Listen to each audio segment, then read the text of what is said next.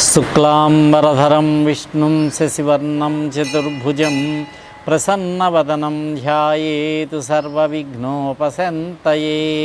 వాగీశాద్యాస్సు మనసః సర్వార్థానాముపక్రమే యం నత్వా కృతకృత్యాస్యుస్తం నమామి గజాననం. శరదా శరదం భోజవదనా వదనాంబుజే సర్వదా సర్వదాస్మాకం సన్నిధిః సన్నిధిం క్రియాత్. కూజంతం రామ రామేతి మధురం మధురాక్షరం ఆరుహ్య కవితాశాఖాం వందే వాల్మీకికోకిలం. ఆపదాముపహర్తారం దాతారం సర్వసంపదాం లోకాభిరామం శ్రీరామం భూయో భూయో నమామ్యహం. శ్రీరాఘవం దశరథాత్మజమప్రమేయం సీతాపతిం రఘుకులాన్వయరత్నదీపం ఆజానుబాహుం అరవిందదళాయతాక్షం రామం నిశాచర వినాశకరం నమామి. మనోజవం మారుతతుల్యవేగం జితేంద్రియం బుద్ధిమతాం వరిష్టం వాతాత్మజం వానరయూథముఖ్యం శ్రీరామదూతం శిరసా నమామి. యత్ర యత్ర రఘునాథకీర్తనం తత్ర తత్ర కృతమస్తకాంజలిం బాష్పవారి పరిపూర్ణలోచనం మారుతిం నమతు రక్షసంతకం. సదాశివసమారంభాం శంకరాచార్యమధ్యమాం అస్మదాచార్యపర్యంతాం వందే గురుపరంపరాం. శ్రీ గురుభ్యో నమః. సభాయై నమః. వేదములు శాసనంలాగా చెబుతాయన్నారు, ధర్మాన్ని చెబితే. అదే పురాణములు ఇతిహాసములు మిత్ర సంహితంగా చెబుతాయన్నారు. కావ్యములు రామాయణం కావ్యమన్నారు, కాంతా సంహితంగా చెబుతాయన్నారు. ఒకే ధర్మాన్ని ఇన్ని పద్ధతుల్లో చెబుతాయి. ధర్మములన్నీ ఒక కాగితం మీద రాసుకుని తీసుకొచ్చి ఒకటవ ధర్మము, రెండవ ధర్మము, మూడవ ధర్మము అంటూ చదువుకుంటూ వెడితే వినడం కష్టం, అర్థం చేసుకోవడం కష్టం. కాబట్టి ఒక కథని ఆలంబనగా చేసుకుని చక్కటి కథ, సీతారాముల కథ, శ్రీమన్నారాయణుడు రామచంద్రమూర్తిగా అవతరించి మానవ ధర్మాన్ని ప్రదర్శిస్తూ మానవుడుగా ప్రవర్తిస్తూ నడిచినటువంటి కథ. పతివ్రతా శిరోమణి అయినటువంటి అమ్మవారు ప్రవర్తించినటువంటి కథ.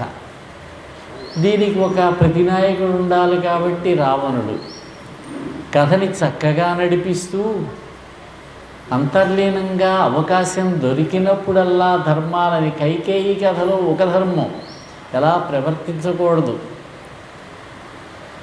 దశరథుడిలో ఒక ధర్మం, శ్రీరాముడి విషయంలో చెప్పనే అక్కర్లేదు. ధర్మస్వరూపుడు ఆయన. రామో విగ్రహవాన్ ధర్మ. రాముడు ఆచరించినదే ధర్మము, రాముడు చెప్పినదే ధర్మము. అనేక ధర్మములు. పితృవాక్య పరిపాలన. అధర్మమైనా సరే తండ్రి చెప్పాడు చేయవలసినదే, బాధించకూడదు. చెప్పుకున్నాం, కండు అనే మహర్షి తండ్రి చెప్పాడు, గోవు పంట పొలాన్ని పాడు చేస్తోంది, వధించు నాయనా అన్నాడు. చంపేశాడంతే. గోవధ. అయినా ఇతనికేమీ పాపం ఉంటుంది. ఎందుకంటే పితృవాక్య పరిపాలన అనేటటువంటి విశేష ధర్మం ముందు ఇది సామాన్య ధర్మం అయిపోయిందన్నమాట. ఆ చెప్పి ఆయన ఆలోచించాలి, చెప్పాలా వద్దా అనేటటువంటిది. ఈ విధంగా ముఖ్యంగా అరణ్యకాండలో కూడా అనేక ధర్మాలు చెప్పారు. అయోధ్యాకాండలో ఎన్నో ధర్మాలు చూసాం. మనం చూసినవి లేశ మాత్రమే. లోపలికి తరచి చూసినట్లయితే, రామాయణాన్ని విశ్లేషణగా చూసినట్లయితే ఎన్నో ధర్మాలు మనకు కనిపిస్తాయి. రామచంద్రమూర్తి తండ్రి మాట మీద అరణ్యానికి వెళ్ళాడు. సీతాదేవి అంటుంది, నేను మామూలుగా నారచీరలు కట్టుకుని వస్తాను, నా భర్త నారచీరలతో వెడుతూ ఉంటే నేను పట్టమహిషిలాగా వెళ్ళడం ఏమిటి, రాజస్త్రీ లక్షణాలతో అన్నది. లేదు లేదు, అలా రావడానికి వీర్లేదు, ఇక్కడ పిత్రాజ్ఞ, దశరథ మహారాజు గారు ఆజ్ఞాపించాడు. అలాగే చివరలో యుద్ధం అంతా అయిన తర్వాత రామచంద్రమూర్తి చెప్పాడు విభీషణుడితోటి, సీతాదేవిని అభ్యంగన స్నానం చేసి నూతన వస్త్రాలు ధరించి నగలన్నీ అలంకరించుకుని రమ్మని చెప్పాడు. కబురు వచ్చింది, చెప్పాడు విభీషణుడు, అమ్మా మిమ్మల్ని రామచంద్రమూర్తి వారు తీసుకుని రమ్మన్నారు, నగలన్నీ అలంకరించుకుని అన్నాడు. లేదు లేదు, నేను ఇలాగే వస్తానన్నది. కుదరదమ్మా, ప్రభువువారి ఆజ్ఞ పాటించి తీరవలసినదే. ధర్మం అనేటటువంటిది చాలా సూక్ష్మంగా ఉంటుంది. ప్రతి వాళ్ళు అంటారు ధర్మం అంటే ఏదో ఎవరో అడిగితే ₹1 వేయడం ధర్మం కాదు. అది ధర్మం అనే దాన్ని అర్థం చేసుకోవడం చాలా కష్టం, అనుసరించడం ఇంకా కష్టం. రాముడు ఆచరించి చూపించాడు ధర్మాలన్నీ కూడా. రాముడికి యొక్క కథ ఎందుకు చదువుకోవాలి? మనం రామాయణం చదవడం వల్ల మనకి ప్రయోజనం ఏమిటంటే, ఎక్కడెక్కడ రామచంద్రమూర్తి ఏ విధంగా ప్రవర్తించాడో ఆ విధంగా తెలుసుకుని మన జీవితానికి దాన్ని అన్వయించుకుని కొంచెంలో కొంచెమైనా ఆచరించగలిగినట్లయితే ధన్యులమవుతాం, ఉత్తమ గతులను పొందగలుగుతాం. ధర్మమే ప్రధానమని చెప్తున్నాయి పురాణములు. భారతము అంతే, భాగవతము అంతే, రామాయణము అంతే. ఇంకొకటి సత్యవాక్యం. దశరథ మహారాజు గారు సత్యానికి కట్టుబడి ఉన్నాడు. ఆయన సత్యబద్ధుడు, భార్యా విధేయుడు మాత్రం కాదని మనకి చూపించారు రామాయణంలో. ఈ విధంగా శ్రీమద్ రామాయణ కథ నడుస్తూ ఉన్నది. తండ్రి ఆజ్ఞ ప్రకారం అరణ్యానికి వెళ్ళినటువంటి రామచంద్రమూర్తిని తిరిగి తీసుకురావాలని ఇతడొక మహాభక్తుడు, భరతుడు రామభక్తుడు, చాలా ప్రయత్నం చేశాడు. తల్లి మాట ప్రకారం, తండ్రి ఆజ్ఞ ప్రకారం నువ్వు అడవికి వచ్చావు, అమ్మ కోరిక ప్రకారం నాకు రాజ్యం వచ్చింది. దశరథుడి మాట కూడా నిలబడింది, ఆయన ధర్మాన్ని ఆయన నిర్వర్తించుకున్నట్లయింది. ఈ రాజ్యాన్ని నేను నీకు ఇస్తున్నాను, దీన్ని నువ్వు పరిపాలించు. నేనెవరిని పరిపాలించడానికి? మన ఇక్ష్వాకు వంశంలో ప్రారంభం నుంచి కూడా జ్యేష్ఠపుత్రుడే రాజు అయ్యేటటువంటి సంప్రదాయం ఉన్నది. దానికి విరుద్ధంగా జరిగింది ఇక్కడ నా వల్ల, మా అమ్మ వల్ల. తండ్రి చేసినటువంటి తప్పు ఏదైనా ఉన్నట్లయితే దాన్ని సరిదిద్దడం ఉత్తమ కుమారుడి యొక్క లక్షణం. ఆ తప్పును సరిదిద్దు, నువ్వు మళ్ళీ వచ్చి పట్టాభిషేకం చేసుకో అన్నాడు. వెళ్ళే ముందే చెప్పాడు, అవసరమైతే మా అన్నగారి బదులుగా నేను, ఆయన యొక్క ప్రతినిధిగా నేను అరణ్యవాసం చేస్తాను, మా అన్నగారు వచ్చి ఇక్కడ పట్టాభిషేకం చేసుకోవాలన్నాడు. ఎన్ని చెప్పినా రామచంద్రమూర్తి వారు అంగీకరించలేదు, ధర్మానికి వ్యతిరేకంగా చేయడు కాబట్టి. సముదాయించి పంపించాడు. చివరికి అయోధ్య నుంచి వచ్చినటువంటి ప్రజలను కూడా అడిగారు, మీరు రామచంద్రమూర్తిని రమ్మని అడగడం లేదేమిటన్నారు. ఏమడుగుతామయ్యా, ఆయన ధర్మానికి కట్టుబడి ఉన్నారు, ఆయన పితృవాక్య బద్ధుడై ఉన్నారు, ఆయన అడగలేకపోతున్నామన్నారు. రామచంద్రమూర్తి వారి యొక్క మనసులను కూడా మార్చివేశాడనమాట. వశిష్ఠుల వారు చెప్పారు, నేను గురువునయ్యా, నా మాట నువ్వు వినాలి, రా పరిపాలనకి రా అన్నాడు. జాబాలి అయితే నాస్తికవాదాన్ని తీసుకొచ్చి పెట్టాడు. చార్వాక సిద్ధాంతం అంటారు దాన్ని. కొన్ని సిద్ధాంతాలు ఉన్నాయి, అవి అనుసరించదగినవి కాదు. బౌద్ధ మతం ఒకటి, జైన మతం ఒకటి, ఇవన్నీ కూడా చార్వాక సిద్ధాంతాలేనన్నారు. దేవుడు లేడంటారు వాళ్ళు. ఈ కర్మకాండాలన్నీ మనం చెయ్యక్కర్లేదంటారు వాళ్ళు. అనవసరం అంటారు. మరణించిన వాడు ఎక్కడికి ఎడతాడో ఎవరైనా చెప్పగలరా? అటువంటిప్పుడు ఎందుకు వచ్చిన కార్యక్రమాలు ఇవన్నీ కూడా? ఆనందంగా బతుకు, ఆనందంగా జీవించు, ఆనందాన్ని పొందు, మరణించిన తర్వాత ఎలా ఉంటుందో చెప్పలేమన్నారు. ఈ నాస్తికవాదంలో 6 దర్శనాలు ఉన్నాయన్నారు. ప్రత్యక్షమే ప్రమాణం, మనం కళ్ళతో చూసినదే ప్రమాణం, మనం విన్నది నమ్మం అనేటటువంటి ప్రధానమైనటువంటి భూమికి మీద పనిచేస్తాయి ఇవి. జైనం ఒకటి, బౌద్ధం ఒకటి, చార్వాకం ఒకటి, లోకాయతికం ఒకటి, కాపాలం ఒకటి, పాషండం ఒకటి. కాపాలకులు, పాషండులు వీళ్ళంతా కూడా ఇటువంటి వాళ్ళే. వారెవరికీ కూడా వేదాలు ప్రమాణం కావు, వేదాలు అక్కర్లేదు. అతీంద్రియమైనటువంటి ప్రత్యక్ష అనుమానాలకు అందనటువంటి పరమశబ్ద ప్రమాణమైనటువంటి స్వతః ప్రమాణము, అపౌరుషేయము అయినటువంటి వేద ప్రమాణాన్ని విశ్వసించేది ఆస్తికవాదం. ప్రతి వాళ్ళు కూడా ఆస్తికవాదాన్ని అనుసరించాలి. ఈ నాస్తికవాదాన్ని చెప్తున్నాడు జాబాలి. కొంచెం చిరాకు పడ్డాడు రామచంద్రమూర్తి. రామచంద్ర, నిన్ను అయోధ్యకు తీసుకువెళ్ళాలని నేను నాస్తికవాదాన్ని తీసుకొచ్చాను, కానీ నీ ముందుకి నాస్తికుండు కాదయ్యా అన్నాడు ఆయన. ఒక ప్రయత్నం ఆయన చేశాడు. ఇక బంగారు పాదుకలు చేయించి తీసుకొచ్చాడు. మరి ఎందుచేత భరతుడు రాముడు రాకపోతే అవసరమవుతాయని ఆ పాదుకలను ఇస్తే వాటి మీద పాదములు పెట్టవయ్యా రామచంద్ర, ఇవే పరిపాలిస్తాయి. రాముడు అరణ్యంలో ఉన్న 14 సంవత్సరములు జరిగినటువంటిది రామరాజ్యమే, రామరాజ్య పరిపాలనే. ఇక్కడే మొదలైంది రాముని యొక్క పరిపాలన. పరిపాలించింది రాముడే. రాముని యొక్క ప్రతినిధిగా రాముని యొక్క పాదములు పరిపాలన చేశాయి. భరతుడు పని ఏమిటంటే నారచీరలు ధరించి కందమూలములు తింటూ నందిగ్రామం అనేటటువంటి అయోధ్యకి బయట ఉన్నటువంటి గ్రామములో ఒక సింహాసనం పెట్టి దాని మీద బంగారు పాదుకలను పెట్టి నిత్యము కూడా వాటికి అభిషేకం చేయడం, పూజలు చేయడం, విసిరికర్రతో విసురుతూ ఉండడం, చామరముతోటి. ఏదైనా క్లిష్ట పరిస్థితి వచ్చినప్పుడు వీటిని చూసినా చాలుట, పాదుకల్ని చూస్తే చాలు కర్తవ్యం బోధపడేది భరతుడికి. పాదుకలను స్మరిస్తే చాలు ఏం చేయాలో తెలిసేది. ఈ విధంగా పరిపాలన చేశాడు 14 సంవత్సరాలు. పరిపాలన భరతుడు చేయలేదు, పాదుకలే చేశాయి.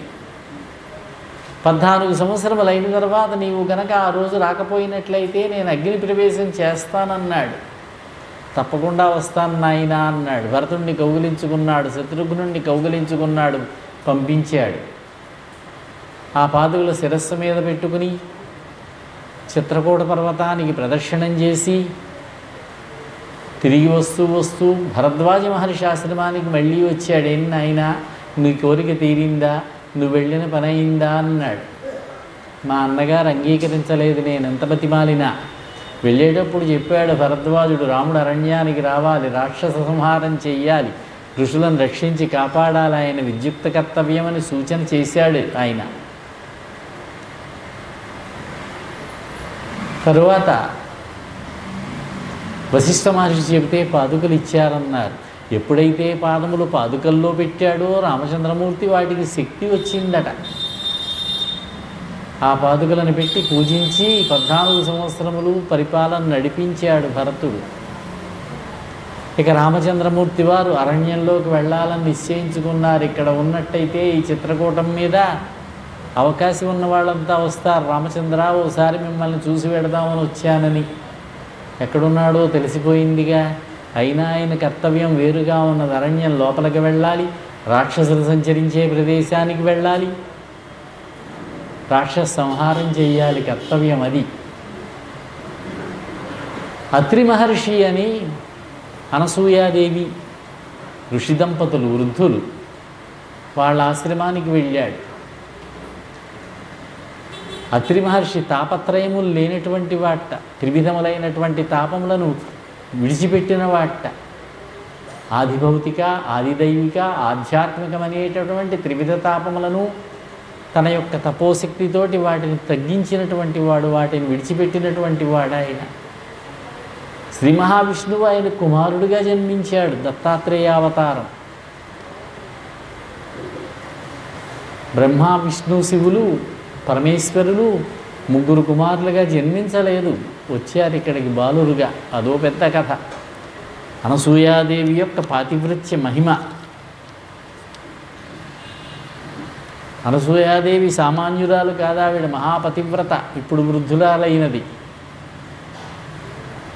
ఋషులకు కరువు కాటకములు వచ్చి దుంపలు, ఆకులు, కన్నమూలములు లేకపోతే తన తపశక్తి, తన పాతివ్రత్య శక్తితోటి ఆవిడే సృష్టించిందట. అంతటి శక్తి కలిగినటువంటి ఆవిడ వర్షములు కురిపించిందట తన యొక్క పాతివ్రత్య మహిమతోటి.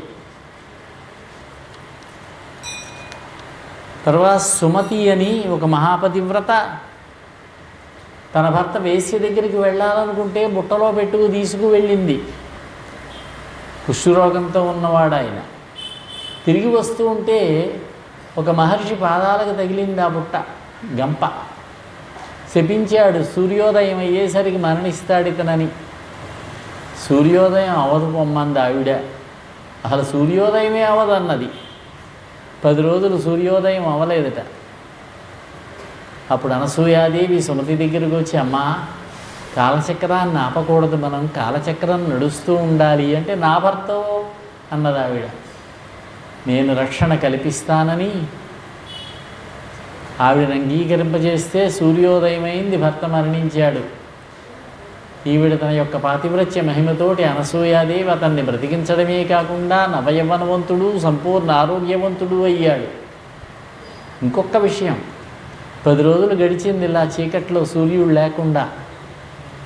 సంధ్యావందనాలు ఎలాగా, తిథి ఎలాగా, అగ్నికార్యాలు ఎలాగా, ఈవిడ తన యొక్క మహిమతోటి ఒకే తిథి కింద మార్చేసిందిట వాటిని. అంతటి పతివ్రత. సీతాదేవిని ఆవిడ దగ్గరికి పంపించారు. అనసూయాదేవి దగ్గరికి వెళ్ళి ఆవిడ దర్శనం చేసుకో, ఆవిడతో మాట్లాడని. సీతాదేవి వచ్చింది, నమస్కరించింది. పతివ్రతా ధర్మాలు చెప్పింది అనసూయాదేవి సీతాదేవికి. సీతాదేవి తన యొక్క ఆవిర్భావ వృత్తాంతము, జనకునింటిలో పెరిగినటువంటి విధము, శ్రీరామచంద్రుని వివాహం చేసుకున్నటువంటి విధము, శివధనుర్భంగము, ఈ వృత్తాంతం అంతా సీతాదేవి స్వయంగా చెబితే విని చాలా ఆనందించింది అనసూయాదేవి. బాగుందమ్మా, చాలా చక్కగా మధురమైనటువంటి కంఠంతో చెప్పావన్నది. వాడనటువంటి పూలమాలలు, మాయనటువంటి బట్టలు, మలినము కానటువంటివి, తపస్సంపన్నములైనటువంటి మాలలు, వస్త్రములు బహూకరించింది. నేను ఇచ్చినటువంటి వస్త్రములను ఇక్కడే ధరించి, ఏ మాలలను ఇక్కడే ధరించి చూడాలనుందన్నది. సీతాదేవి ధరించింది, నమస్కరించింది, ఆశీర్వచనాలు తీసుకుంది. తిరిగి వచ్చి రామచంద్రమూర్తికి చెప్పింది జరిగిన వృత్తాంతం. శ్రీరామచంద్రుడు చాలా సంతోషించాడు. మహాపతివ్రత అయినటువంటి వృద్ధ మాత అయినటువంటి అనసూయాదేవి యొక్క ఆశీర్వచనాన్ని పొందినందుకు. రామాయణంలో చెప్పినటువంటి ఇంకొక విషయం ఏమిటంటే, ఈ వస్త్రమే ధరించిందేమో అనిపిస్తున్నది ఆవిడ. రావణుడు అపహరించి తీసుకువెళ్ళినప్పుడు ఏడాది పాటు అదే వస్త్రంతో ఉన్నదావిడ. కానీ దుమ్ము కొట్టుకుని ఉన్నది. అశోకవనంలో మట్టిలో కూర్చున్నావిడికి మట్టి అంటుకోకుండా ఉండదుగా. ఈ విధంగా అత్రి మహర్షి, అనసూయ దంపతులు తమ యొక్క తపశ్శక్తినంతా కూడా, తపఫలాన్నంతా కూడా శ్రీరామచంద్రమూర్తి వారికి ధారపోశారు. భారరహితులయ్యారు, సమర్పించుకున్నారు. సగుణ సాకార స్వరూపుడైనటువంటి శ్రీరామచంద్రమూర్తికి తమ సర్వ తపస్సంపదలను కూడా, సర్వ తపస్సులను కూడా సమర్పించుకున్నారు. ఇక అరణ్యకాండలో ఋషులంతా కూడా చేసినటువంటి పని అదే. పూజంతా చేసిన తర్వాత చివర్లో మాట చెప్పిస్తారు బ్రహ్మగారు మన చేత.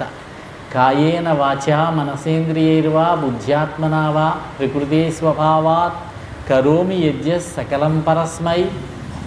100 రూపాయలు పెట్టి కొనుక్కొచ్చాం పూలదండలు, కొబ్బరికాయలు కొనుక్కొచ్చాం, తమలపాకులు కొనుక్కొచ్చాం, గోత్రనామాలు అందరివి చెప్పాం, అమెరికాలో ఉన్న మన మనవల పేర్లు కూడా చెప్పాం. అంతా అయిన తర్వాత నారాయణాయ ఇతి సమర్పయామి, ఏతత్ఫలం పరమేశ్వరార్పణమస్తు, ఆయనకే అర్పించాలి. గీతలో చెప్పిన మాట ఉన్నదిగా, యత్కరోషి యదస్నాసి యజ్జుహోషి తదాసియతు యత్తపస్యసి కౌంతేయ తత్కురుష్వమదర్పణం. నీవు చేసినదంతా కూడా నాకు అర్పించవయ్యా భక్తిభావంతో. ఎందుకు ఆ బరువును మోస్తావు అనవసరంగా, అది కూడా బరువేనన్నారు. అధికంగా పుణ్యం సంపాదించినా అది కూడా బరువేనన్నారు. దాన్ని కూడా డిటాచ్మెంట్ ఉండాలి. ఏ విధమైనటువంటి దాని యందు మనకి అనురక్తి ఉండకూడదన్నారు. ఈ అయోధ్యాకాండని భక్తిభావంతో పఠించినా విన్నా అగ్ని సాయుధ్యం కలుగుతుందని బ్రహ్మాండ పురాణంలో చెప్పారట. కాండం ద్వితీయం శృణ్వన్యః ప్రోక్తేన నియమేనతు సోగ్ని సాయుధ్యమాప్నోతి పఠనాద్వాపి శస్త్రతః. అగ్ని సాయుధ్యం కలుగుతుందని ఫలశ్రుతి చెప్పారు. ఇక మూడవ కాండ అయినటువంటి అరణ్యకాండ చెప్పుకున్నాం. బ్రహ్మాండ పురాణంలో ప్రతి కాండకి కూడా ధ్యాన శ్లోకం చెప్పారు. అరణ్యకాండ గురించి చెబుతూ జటిలం చీరవసనం దండకారణ్యవాసినం మునివేషధరం ధ్యాయే తరణ్యే కాండ ఉత్తమే. మునివేషమును ధరించినటువంటి జటావల్కలములు ధరించినటువంటి దండకారణ్యములో నివసించినటువంటి ఆ శ్రీరామచంద్ర పరబ్రహ్మమూర్తిని కనుక మనం స్మరించాలన్నారు. అరణ్యకాండలో ఆయన యొక్క అరణ్యవాసానికి సంబంధించినటువంటి వృత్తాంతమంతా కూడా చెప్పబడుతున్నది. 13 సంవత్సరములు ఉన్నాడు ఈ అరణ్యాల్లో. 14వ సంవత్సరం ప్రారంభంలో సీతాపహరణం జరిగింది కనుక 13 సంవత్సరములు ఇక్కడ అరణ్యంలో ఉన్నట్టే. మునులు చూపించిన మార్గంలో దండకారణ్యంలో ప్రవేశించాడు, వెడుతూ ఉన్నాడు. మహర్షుల యొక్క తపోభూములకు వెళ్ళాడు, వస్తూ ఉన్నాడు. అవన్నీ కూడా ప్రశాంతమైనటువంటి వాతావరణం దండకారణ్యం అన్నారు. దండకారణ్యంలో ప్రవేశించాడు రామచంద్రుడు. దండకుడనేటటువంటి మహారాజు యొక్క అవినీతి వల్ల శుక్రాచార్యులు వారు శపించారట. ఆ రాజ్యమే దండకారణ్యమైంది, మహారణ్యమది. అనేక మంది రాక్షసులకు నిలయము. మునీశ్వర్లు కూడా ఇక్కడనే ఉండి తపస్సులు, యజ్ఞములు, యాగములు చేసుకుంటూ ఉండడం వల్ల ఆకాశంలో సూర్యమండలంలాగా ఉన్నదట. వేదాధ్యయనం జరుపుతూ ఉన్నటువంటి మహర్షుల యొక్క ధ్వనులతోటి, బ్రహ్మవేత్తలతోటి నిండినటువంటి ఆ ప్రాంతం బ్రహ్మలోకంలాగానే ఉన్నదట. అరణ్యంలోకి వచ్చాడు కనుక ఇక్కడ ఉన్నటువంటి జంతువులు భయపడతాయని చెప్పి తన ఇంటికి ఉన్నటువంటి అల్లెత్రాటిని తీసేశాడు. దాంతో పనేమిటి? మహాజ్ఞానులు కనుక, దివ్యజ్ఞానం కలిగిన వాళ్ళు కనుక, ఆది గురువైనటువంటి పరమాత్మ యొక్క అవతారమే దివ్యావతారంగా రామ్మూర్తి అని, రావణ సంహారం కోసం ఇలా బయలుదేరి వచ్చాడని వాళ్ళు గ్రహించారు. భవిష్యత్ బ్రహ్మలు వాళ్ళు. మహర్షులంటే రామచంద్రమూర్తి వస్తాడని, దండకారణ్య నివాసం చేస్తాడని వాళ్ళకు తెలుసు కాబట్టి ఎదురు చూస్తున్నారు, ఎప్పుడు వస్తాడా రామచంద్రమూర్తి అని. శ్రీరామచంద్రమూర్తి రాగానే ఋషీశ్వర్లంతా కూడా నమస్కరించారు.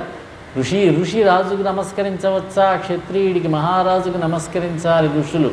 అగస్త్యుడంతటి వాడు నమస్కరించాడు. బయటకు వచ్చి నమస్కరించలేదు, బయటకు వచ్చాడు రామచంద్రమూర్తి దగ్గరికి. ఋషికుల రక్షకుడైనటువంటి సోమరాజు వలె తమకు రక్షకుడైనటువంటి శ్రీరామచంద్రమూర్తిని, అలాగే తేజస్శాలి అయినటువంటి లక్ష్మణుణ్ణి, జయముతో రాక్షసకుల జయముతో శోభించేటటువంటి సీతామాతని చూసి ఆశీర్వాదాలు చేశారు. ఇష్టదేవతా బుద్ధితోటి ప్రతిగ్రహించారు వాళ్ళు. ఈ విధంగా శ్రీరామచంద్రమూర్తి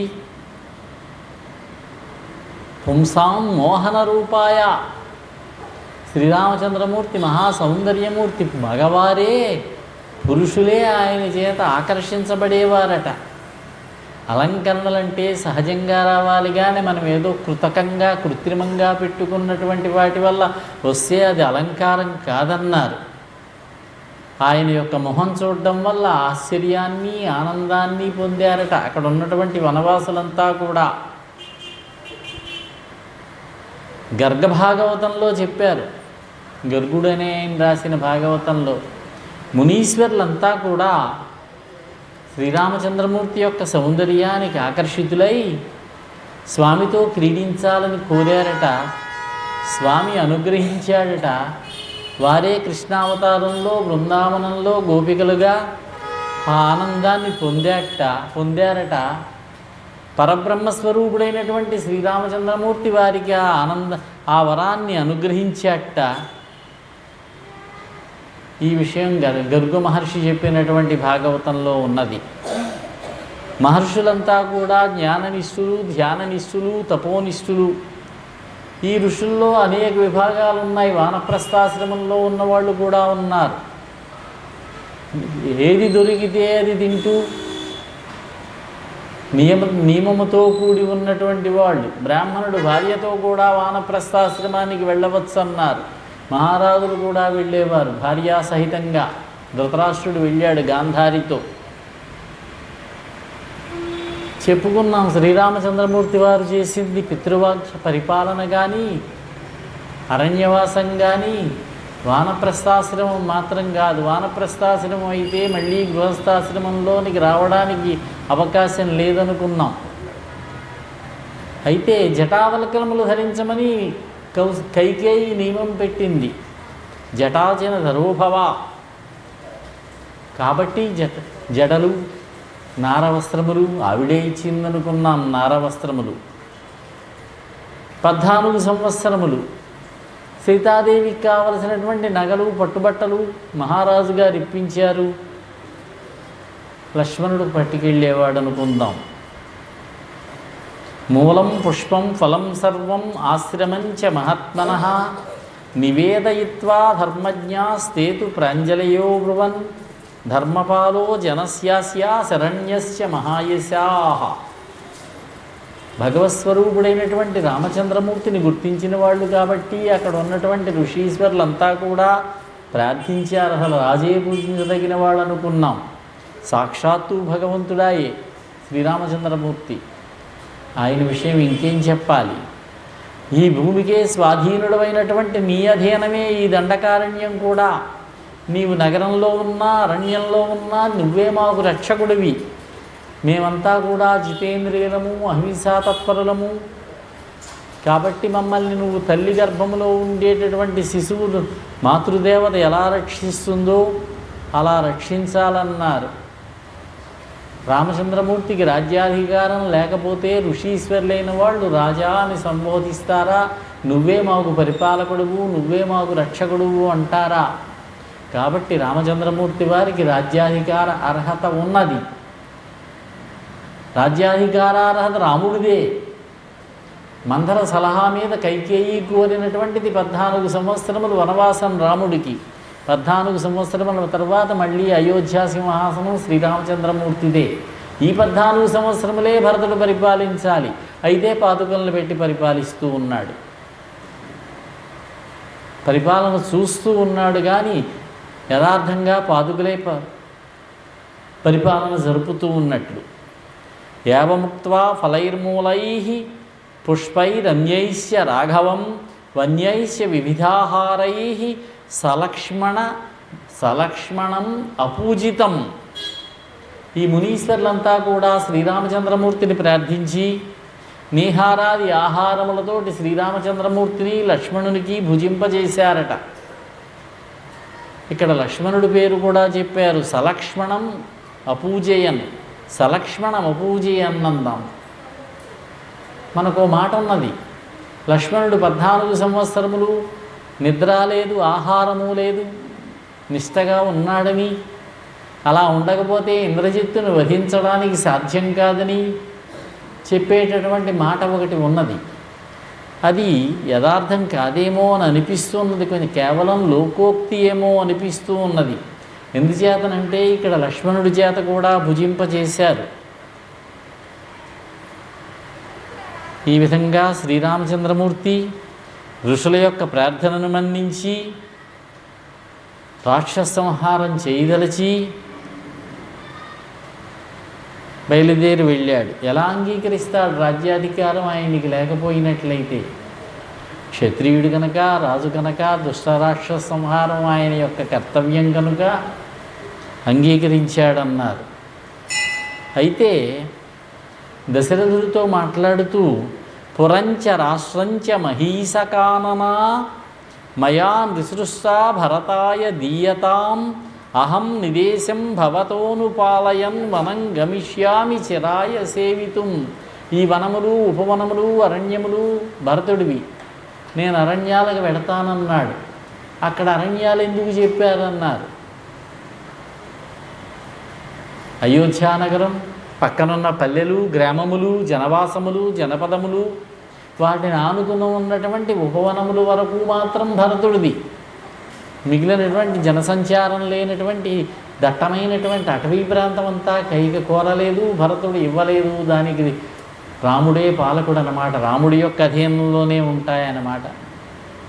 ఇంకొక మాట చెప్పాడు కిష్కింధకాండలో, వాలిని సంహరించినప్పుడు, వాలి చనిపోయే ముందు, ఇక్ష్వాకూణాం ఇయం భూమి సశైల వనకాననా మృగపక్షి మనుష్యాణం నిగ్రహ ప్రగ్రతావపి తాం పాలయతి ధర్మాత్మా భరతః సత్యవాగ్రుజు తస్య ధర్మకృతాదేశాః వయమన్యే చ పార్థివా.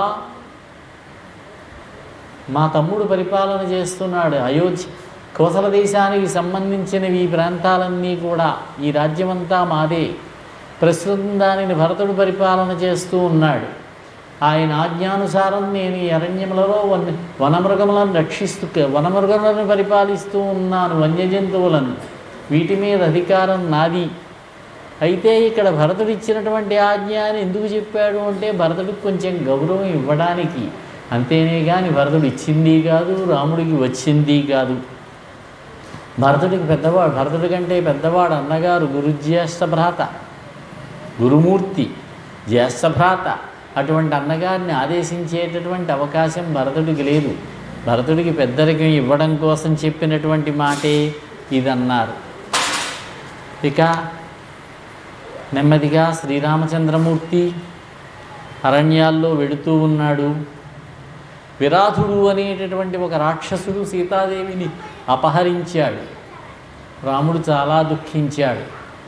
పరస్పరాత్తు వైదేహ్యా నదుఃఖతరమస్తి మే పితుర్వినాశాత్ సౌమిత్రే స్వరాజ్య హరణాత్తథా.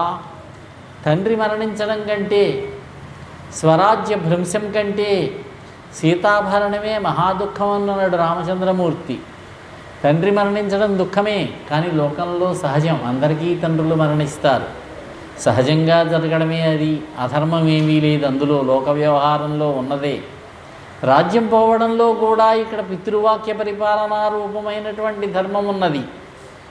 కానీ మహాపతివ్రత అయినటువంటి సీతాదేవి, తాను రక్షించవలసినటువంటి సీతాదేవిని విరాధుడు పట్టుకున్నాడే అని చాలా దుఃఖమైంది. ఇక్కడ మనం చూసినట్లయితే అధర్మవర్తనులు, క్రూరులు అయినటువంటి, దుష్టులు అయినటువంటి రాక్షసులు రామచంద్రమూర్తి వారి చేత శిక్షించబడడం కూడా, వధించబడడం కూడా భగవద్వరంతో సమానంగా భావించాలన్నారు. భగవంతుడి యొక్క వరమే. శ్రీరామచంద్రమూర్తి వారి చేత వధించబడితే వారికి ఉత్తమగతులే, మోక్షమే. క్రోధోపి దేవస్య వరేణతుల్య. దేవతలకు కోపం వచ్చి ఆగ్రహించినా కూడా అది వరంతో సమానమే అన్నారు. జయుడు అనేటటువంటి వానికి శతహ్రదాందు పుట్టాడు. ఈ విరాధుడు బ్రహ్మవర ప్రభావంతో తపస్సు చేశాడు బహుకాలం.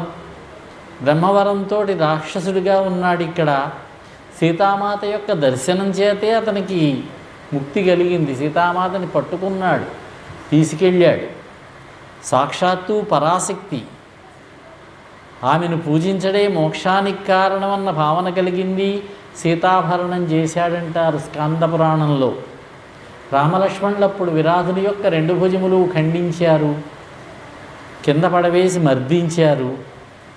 అప్పుడు విరాధుడు అంటున్నాడు రాముడితోటి, కుబేరుని చేత శపించబడినటువంటి నేను ఆయన్ని ప్రార్థిస్తే మీ చేతనే నాకు సంహారం ఉందని శాప విమోచనం చెప్పాడు కుబేరుడు. కాబట్టి నాకు ముక్తి కలుగుతున్నదన్నాడు. ఒక పెద్ద గొయ్యి తవ్వారు, అందులో పడవేశారు, బయలుదేరి వెళ్ళారు.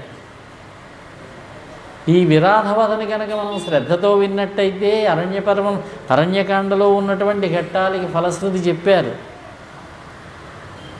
సర్వ పాపక్షయమవుతుందన్నారు ఈ విరాధవధ ఘట్టాన్ని విన్నట్లయితే.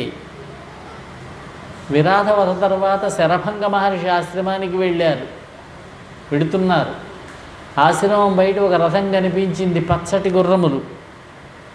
ఇంద్రజుషాణో హర్యస్వయాహి. వేదమంత్రం. పచ్చడి గుర్రములు కలిగినటువంటి రథం అది. ఆ రథం ఇంద్రుడిది. ఇంద్రుడే వచ్చాడు కాబట్టి మీరిద్దరూ బయట ఉండండి అన్నాడు సీతాలక్ష్మణులను.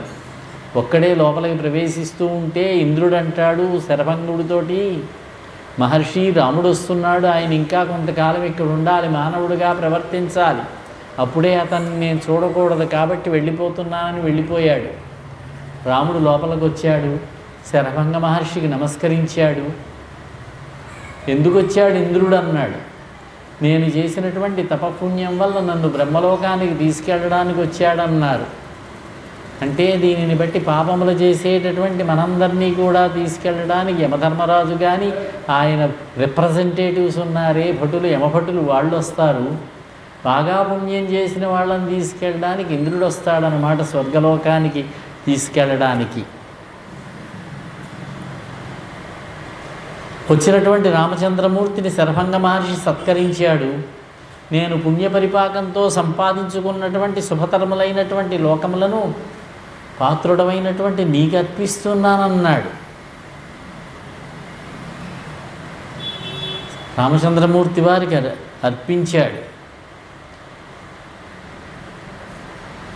ఈయన సర్వేశ్వరుడిగా గ్రహించాడు వాటిని, ఒక క్షత్రియుడిగా కాకుండా.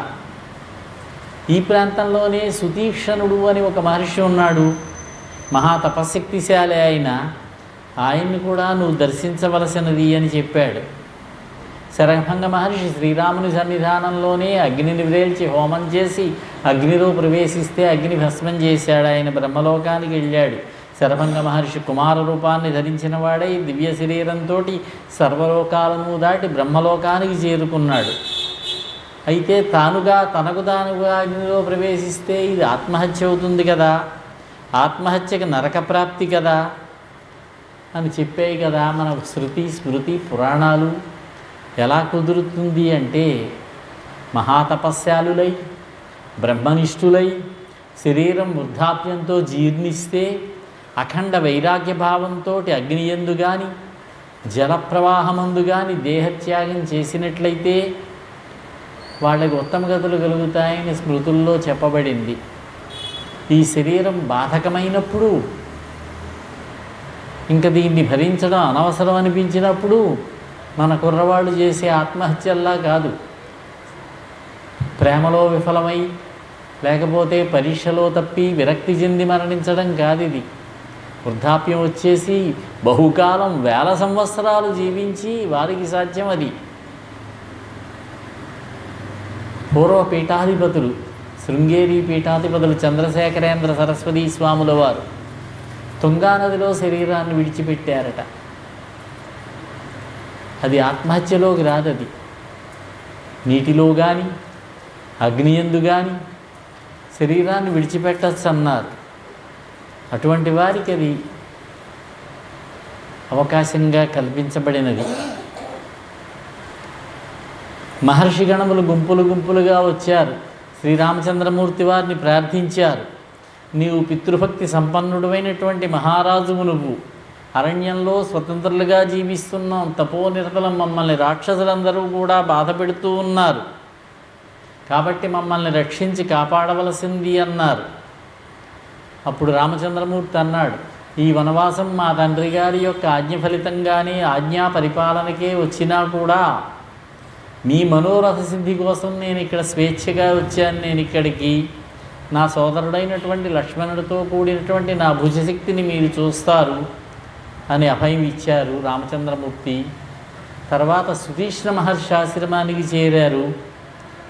సుతీష్ణ మహర్షి సీతాలక్ష్మణులతోటి మహర్షికి నమస్కరించాడు రామచంద్రమూర్తి. ఆ మహర్షి కూడా తన తపఫలానంతా కూడా రామచంద్రుడికి అర్పించాడు. ఋషులంతా అదే చేశారు.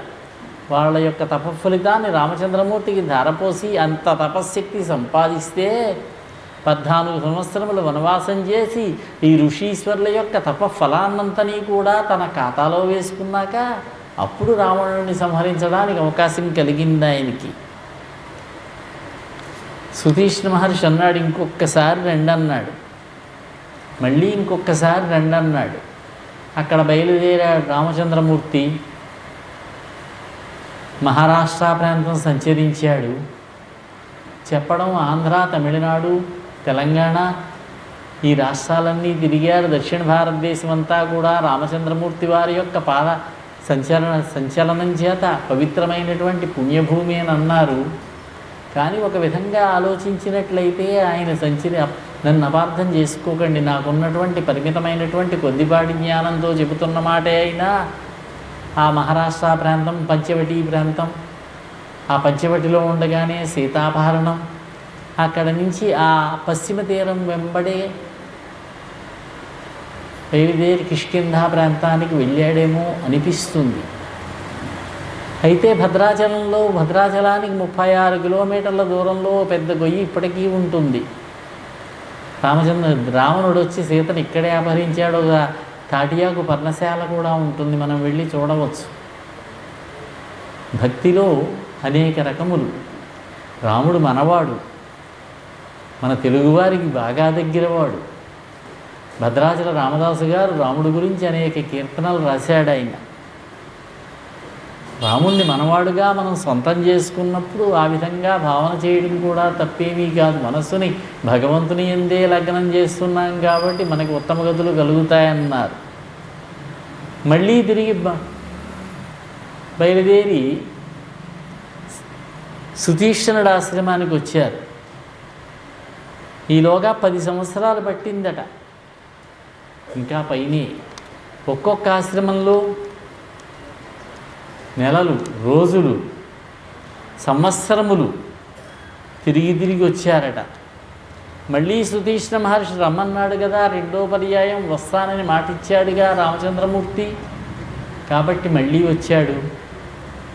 మహాత్మా, అగస్త్య మహర్షి వారిని దర్శించుకోవాలని ఉంది అన్నాడు రాముడు.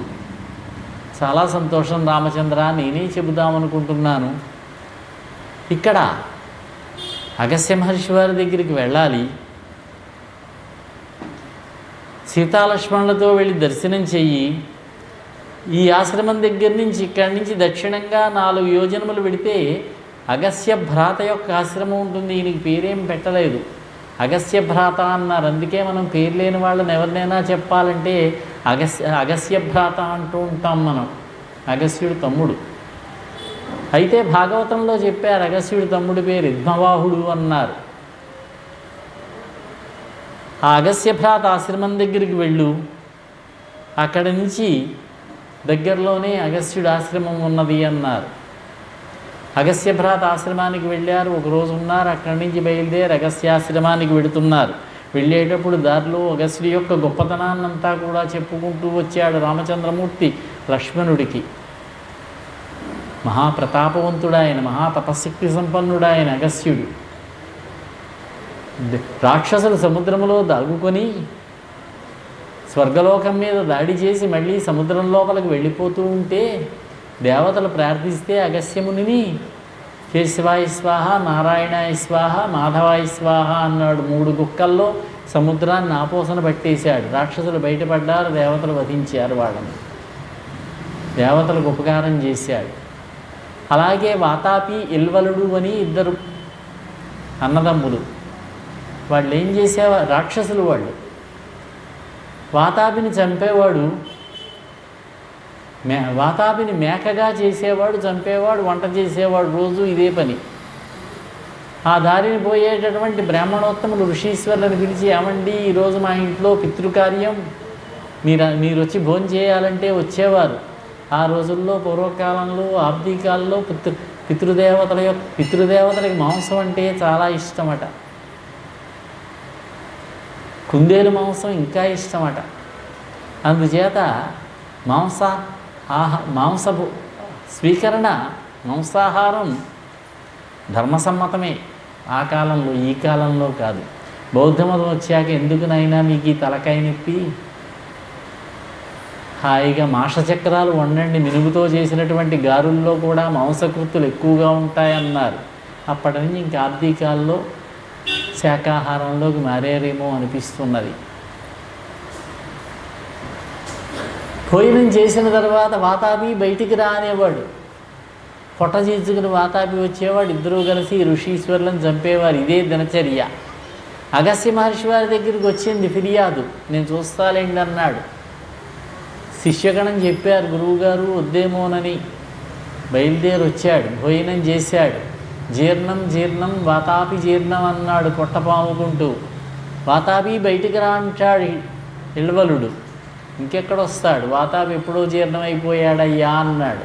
వాడు రాక్షస రూపం ధరించి మీద పడబోతే ఒక్క హుంకారం చేస్తే వాడు మరణించాడు.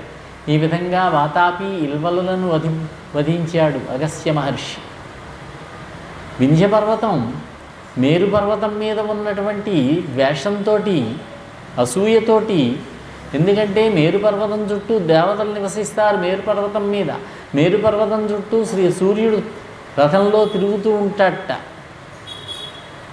దాంతో వింధ్యపర్వతం ఎత్తు పెరిగిపోతే దేవతలంతా వచ్చి ప్రార్థిస్తే కాశీలో ఉన్నాడు ఈయనప్పుడు. ఆ గంగానది ఒడ్డున ఆశ్రమం పెట్టుకుని విశ్వేశ్వర దర్శనం చేసుకుంటూ చూస్తాలండి వెళ్ళిరండి అన్నాడు. కానీ తర్వాత చాలా బాధపడ్డాడు. భార్య అయినటువంటి లోపాముద్రతో చెప్పుకుని కాశీని విడిచిపెట్టి వెడుతున్నానేనని. తప్పదు కదా, బయలుదేరి వచ్చాడు. అల్లంత దూరంలోనే అగస్త్య మహర్షిని చూసి, పర్వతములకు, సముద్రములకు, నదులకు, అరణ్యములకు 2 రూపాలుంటాయి. మనం చూసేటటువంటి రూపం ఒకటి, దేవతారూపం ఒకటి. దేవతారూపంతో వచ్చి సాష్టాంగపడి నమస్కారం చేశాడు వింధ్యపర్వతరాజు. బాగుంది పర్వతరాజా, చాలా సంతోషం. దక్షిణ దేశానికి నేను తీర్థయాత్రకు వెడుతూ ఉన్నాను. పెద్దవాడిని అయ్యాము, కాళ్ళ నొప్పులు ఉన్నాయి, కొండలు ఎక్కలేం దిగలేం. కాబట్టి నేను మళ్ళీ తిరిగి వచ్చే వరకు ఇలాగే ఉండన్నాడు. ఆ రోజు నుంచి ఈ రోజు వరకు వింధ్యపర్వతం అలాగే ఉన్నాడు పాపం. ఈయన దక్షిణ దేశానికి వచ్చినటువంటి అగస్త్య మహర్షి మళ్ళీ పెళ్ళనే లేదు ఉత్తరావనికి. ఇక్కడే దక్షిణ దేశంలో రాక్షసులను అనేక మందిని ఆయన యొక్క తపఃప్రభావంతో శిక్షించాడు. దేవతలంతా వచ్చి ప్రార్థిస్తారట, ఆయన్ని పూజిస్తారట. ఇదేమిటండి దేవతలు పూజించడం ఏమిటన్నారు. ఇందులో పరమేశ్వరుడి పేరు చెప్పలేదు, దేవతల పేర్లు చెప్పినప్పుడు.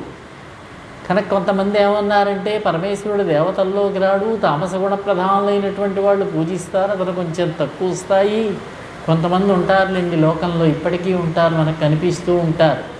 మా విష్ణువే దేవుడు, శివుడు దేవుడు కాదంటూ ఉంటారు. అదొక ఆనందం, కానివ్వండి, అలాగే కానిద్దాం, మనం మాత్రం చూడొద్దు.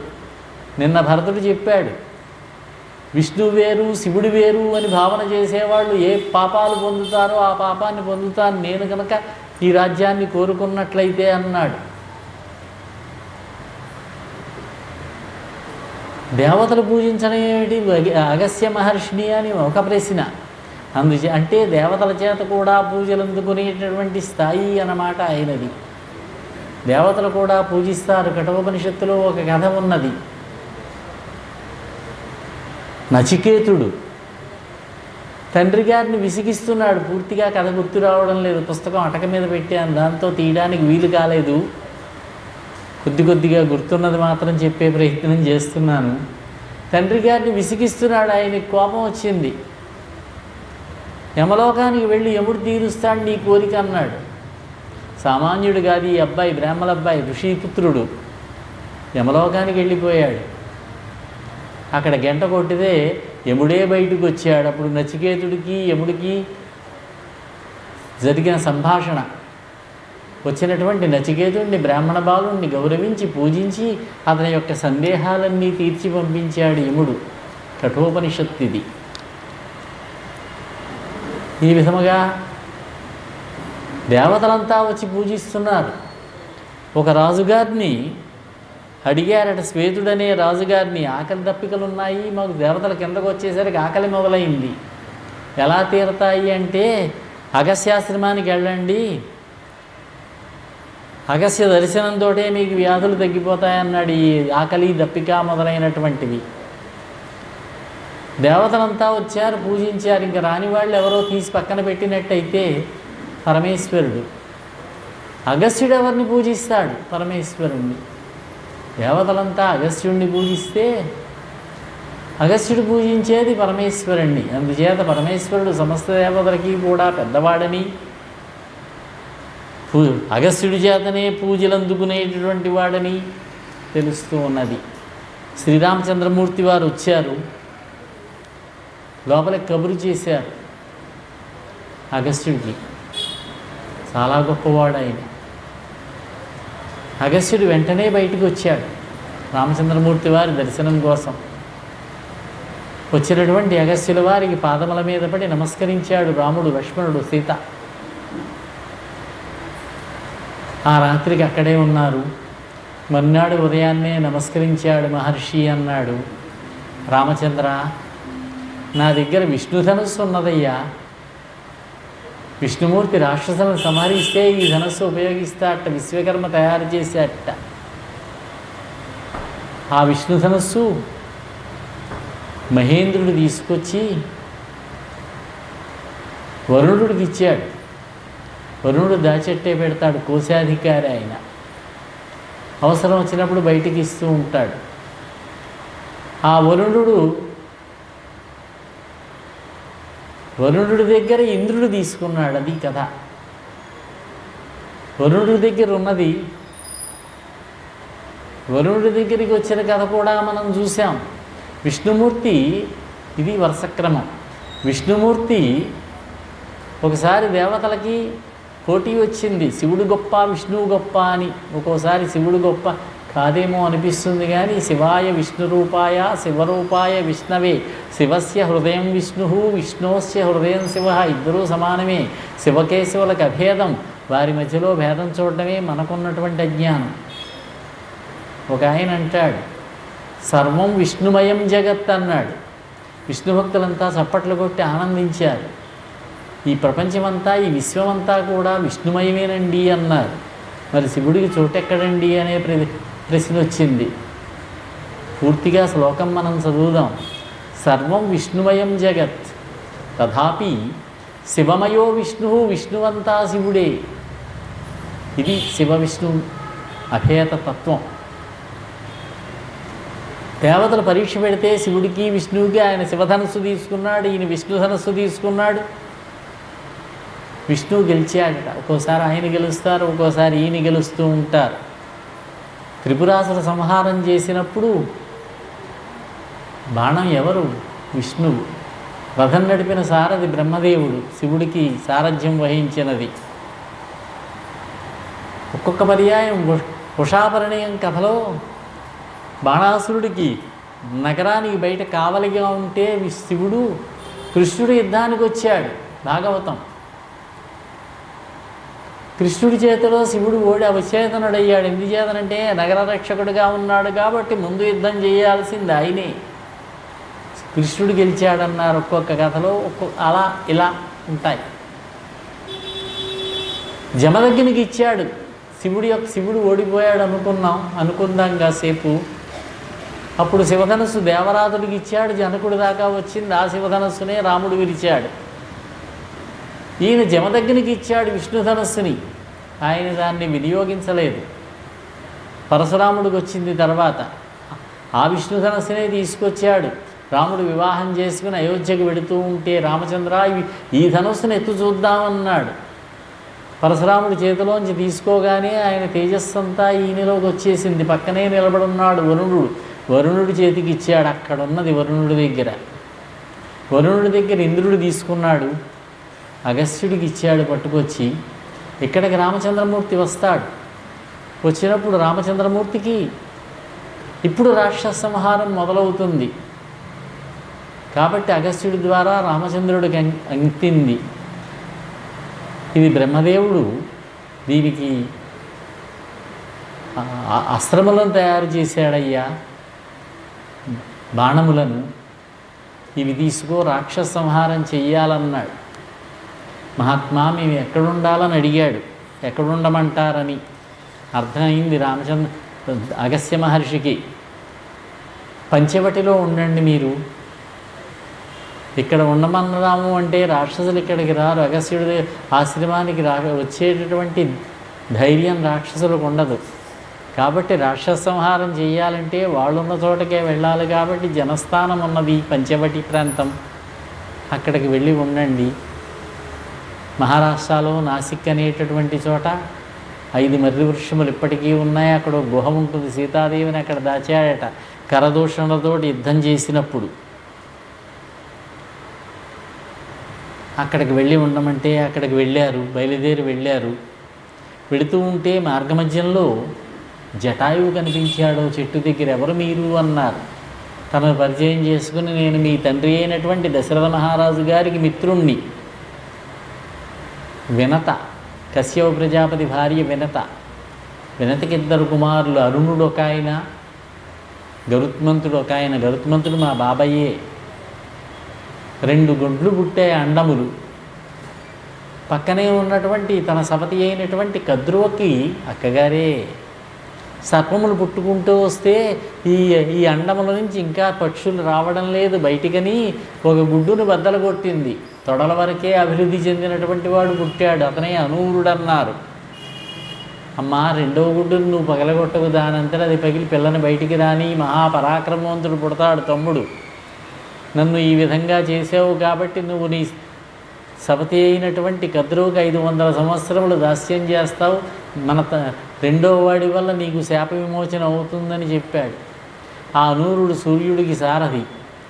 అనూరుడికి 2 కుమారులు, సంపాతి, జటాయువు. ఆ జటాయువే ఇక్కడ కలిశాడు. రాముడితో చెప్పాడు ఈ విషయం. అంటే ఆ కాలంలో పక్షుల భాష కూడా మనుష్యులకి అర్థమవుతున్నదన్నమాట. పక్షులకి మనుష్యులకి స్నేహం కూడా ఉన్నదన్నమాట. దేశానికి మహారాజు గారైనా దశరథ మహారాజు గారు ఇటు జటాయువుతో స్నేహం ఉన్నది. ఆ నదీ తీరంలో ఉండి చేపలు పట్టుకునేటటువంటి బోయవాడైనటువంటి గుహుడు కూడా తెలుసు. ఇతర రాజ్యంలో సామంతరాజు లాంటి వాడే అతను. శృంగిబేరపురం అన్నారు దాన్ని. ఇప్పుడు జటాయువుని కూడా తీసుకుని బయలుదేరి నడుచుకుంటూ వచ్చారు పంచవటి ప్రాంతానికి. చక్కటి ప్రదేశం దగ్గర, లక్ష్మణ, నీకు నచ్చిన ప్రదేశంలో ఒక పర్ణశాలను నిర్మాణం చెయ్యి అన్నాడు. అన్నయ్య, నేను ఎప్పుడూ మీ సేవకుణ్ణే, మీరు ఎలా నిర్దేశిస్తే అలా చేస్తాను. నేను మీరెక్కడా అని ఆదేశిస్తే అక్కడే పర్ణశాల నిర్మాణం చేస్తానన్నాడు. రాముడి నిర్దేశం ప్రకారం చక్కగా పర్ణశాల నిర్మాణం జరిగింది. లోపల అగ్నిగృహము, హోమగృహం ఉంటుంది. అక్కడి నుంచి పొగ వస్తూ ఉంటుంది, నిత్యాగ్ని. అలాగే సీతాదేవి ఉండడానికి ఒక గది, ముందు భాగంలో చక్కని అరుగుతోటి సీతారాములు కూర్చుందుకు వీలుగా ఒక గట్టు, దానికి ముందు భాగంలో మహర్షులు ఎవరైనా వస్తే కూర్చుందుకు ఒక వటజము, చుట్టూ వెదురులతోటి దడికి ముందు భాగంలో ఒక చందన వృక్షం, ఆ చందన వృక్షం కింద ఒక చిన్న అరువు. అది లక్ష్మణుడి యొక్క స్థానం. అక్కడే కూర్చునేవాడు. ఆ వెదురు తడికకి బయట. ఇలా ఓర్పుగా నేర్పుగా నిర్మాణం చేస్తే, లక్ష్మణ చాలా బాగా చేశావు నాయనా అని కౌగిలించుకున్నట్ట రామచంద్రమూర్తి. రామచంద్రమూర్తి యొక్క ఆలింగన భాగ్యం పొందిన వాళ్ళు చాలా తక్కువ మంది అన్నారు. ఒక హనుమంతుడు కనిపిస్తాడు, సుగ్రీవుడు కనిపిస్తాడు, లక్ష్మణుడు కనిపిస్తాడు, గుహుణ్ణి కూడా కౌగిలించుకున్నాడంటారు. వేళ్ల మీదే లెక్క పెట్టవచ్చు. రాముడి అనుగ్రహాన్ని పొందినటువంటి, భాగ్యాన్ని పొందినటువంటి వాళ్ళ జాబితాలో ఆ పర్ణశాల యందు నివసిస్తూ ఉన్నారు. వర్షాకాలం, శరత్కాలం, హేమంతకాలం దాటాయి. 14వ సంవత్సరం వచ్చిందన్నమాట. ఇప్పటికి దగ్గరగా నదీ స్నానం చేసి అక్కడ ఆ పర్ణశాల దగ్గర ఒక అరువు మీద కూర్చొని రాముడు సీత మాట్లాడుకుంటూ ఉంటే లక్ష్మణుడు కొంచెం దూరంగా ఉన్నాడు. అప్పుడు వచ్చింది శూర్పణఖ, రావణుని యొక్క చెల్లెలు. ఎవరి అందగాడు?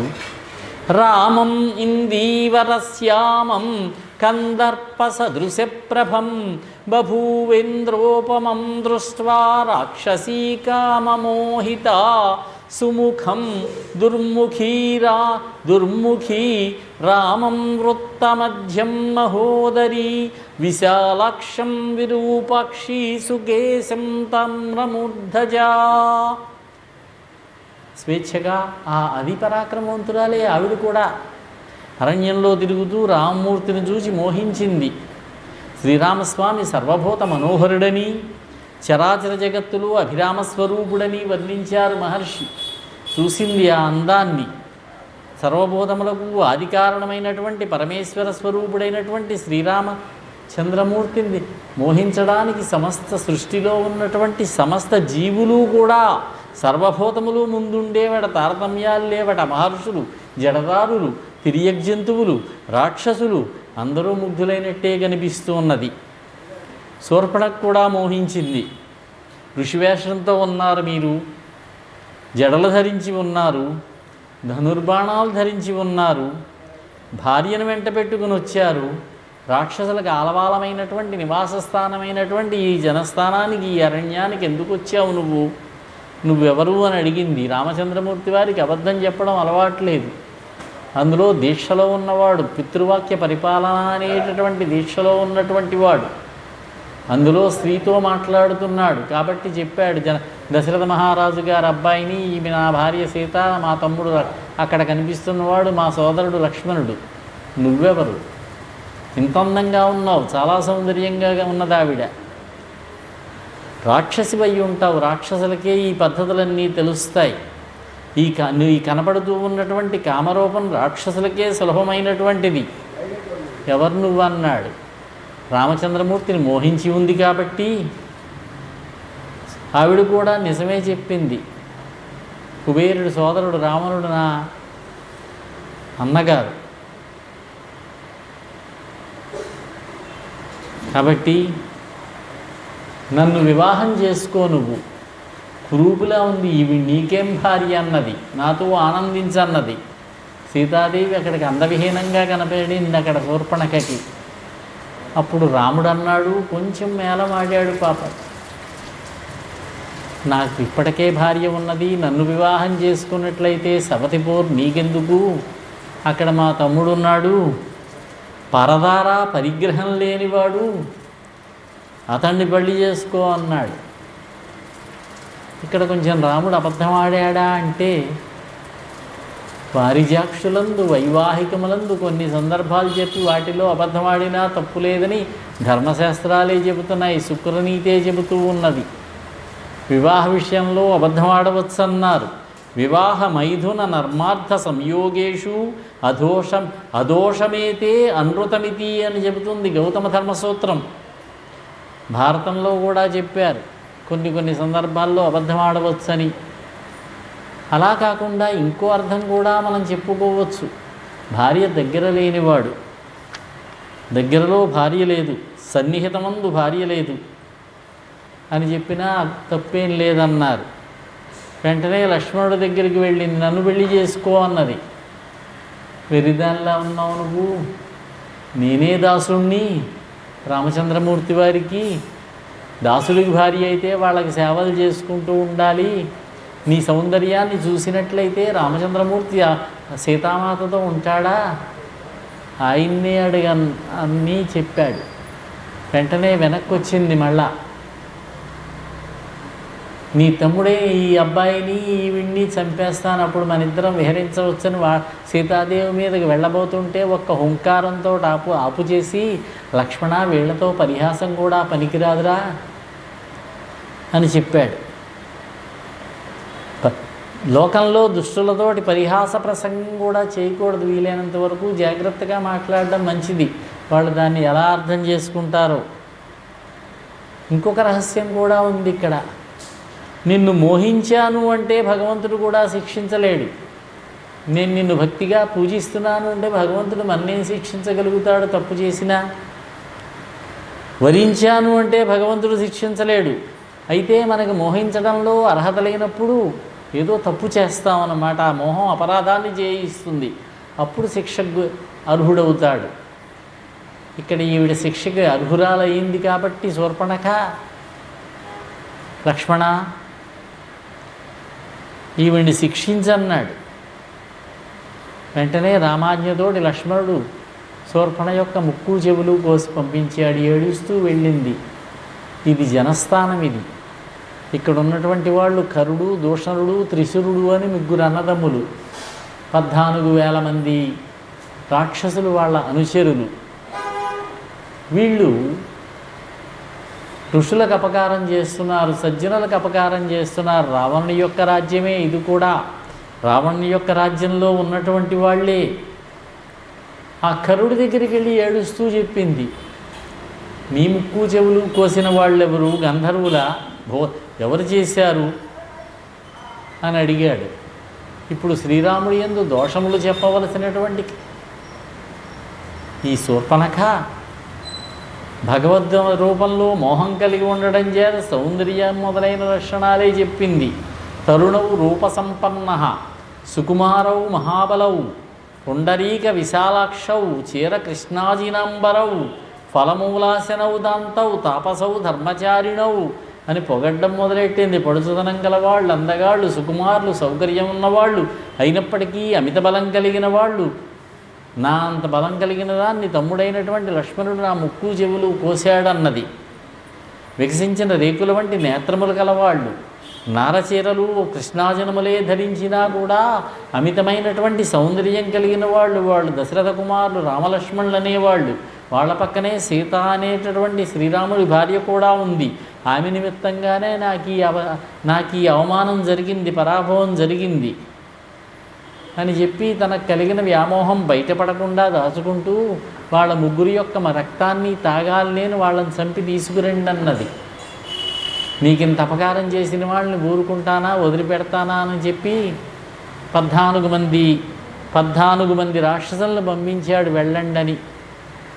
రాముడు, లక్ష్మణ నువ్వు ఇక్కడే ధనుర్బాణములు ధరించి నీ వదిన యొక్క రక్షణ చేస్తూ ఉండు, నేను చూస్తాను వాళ్ళ సంగతని 14 బాణములతోటి ఒకేసారి విడిచిపెడితే 14 మంది మరణించారు. వాళ్ళు కూడా మోక్షాన్ని పొందారని అన్నారు. ఇక్కడి నుంచి జరుగుతున్నటువంటి రాక్షస సంహారం అంతా కూడా అగస్త్యుడిచ్చినటువంటి వైష్ణవ ధనస్సుని వాళ్ళ ద్వారాని.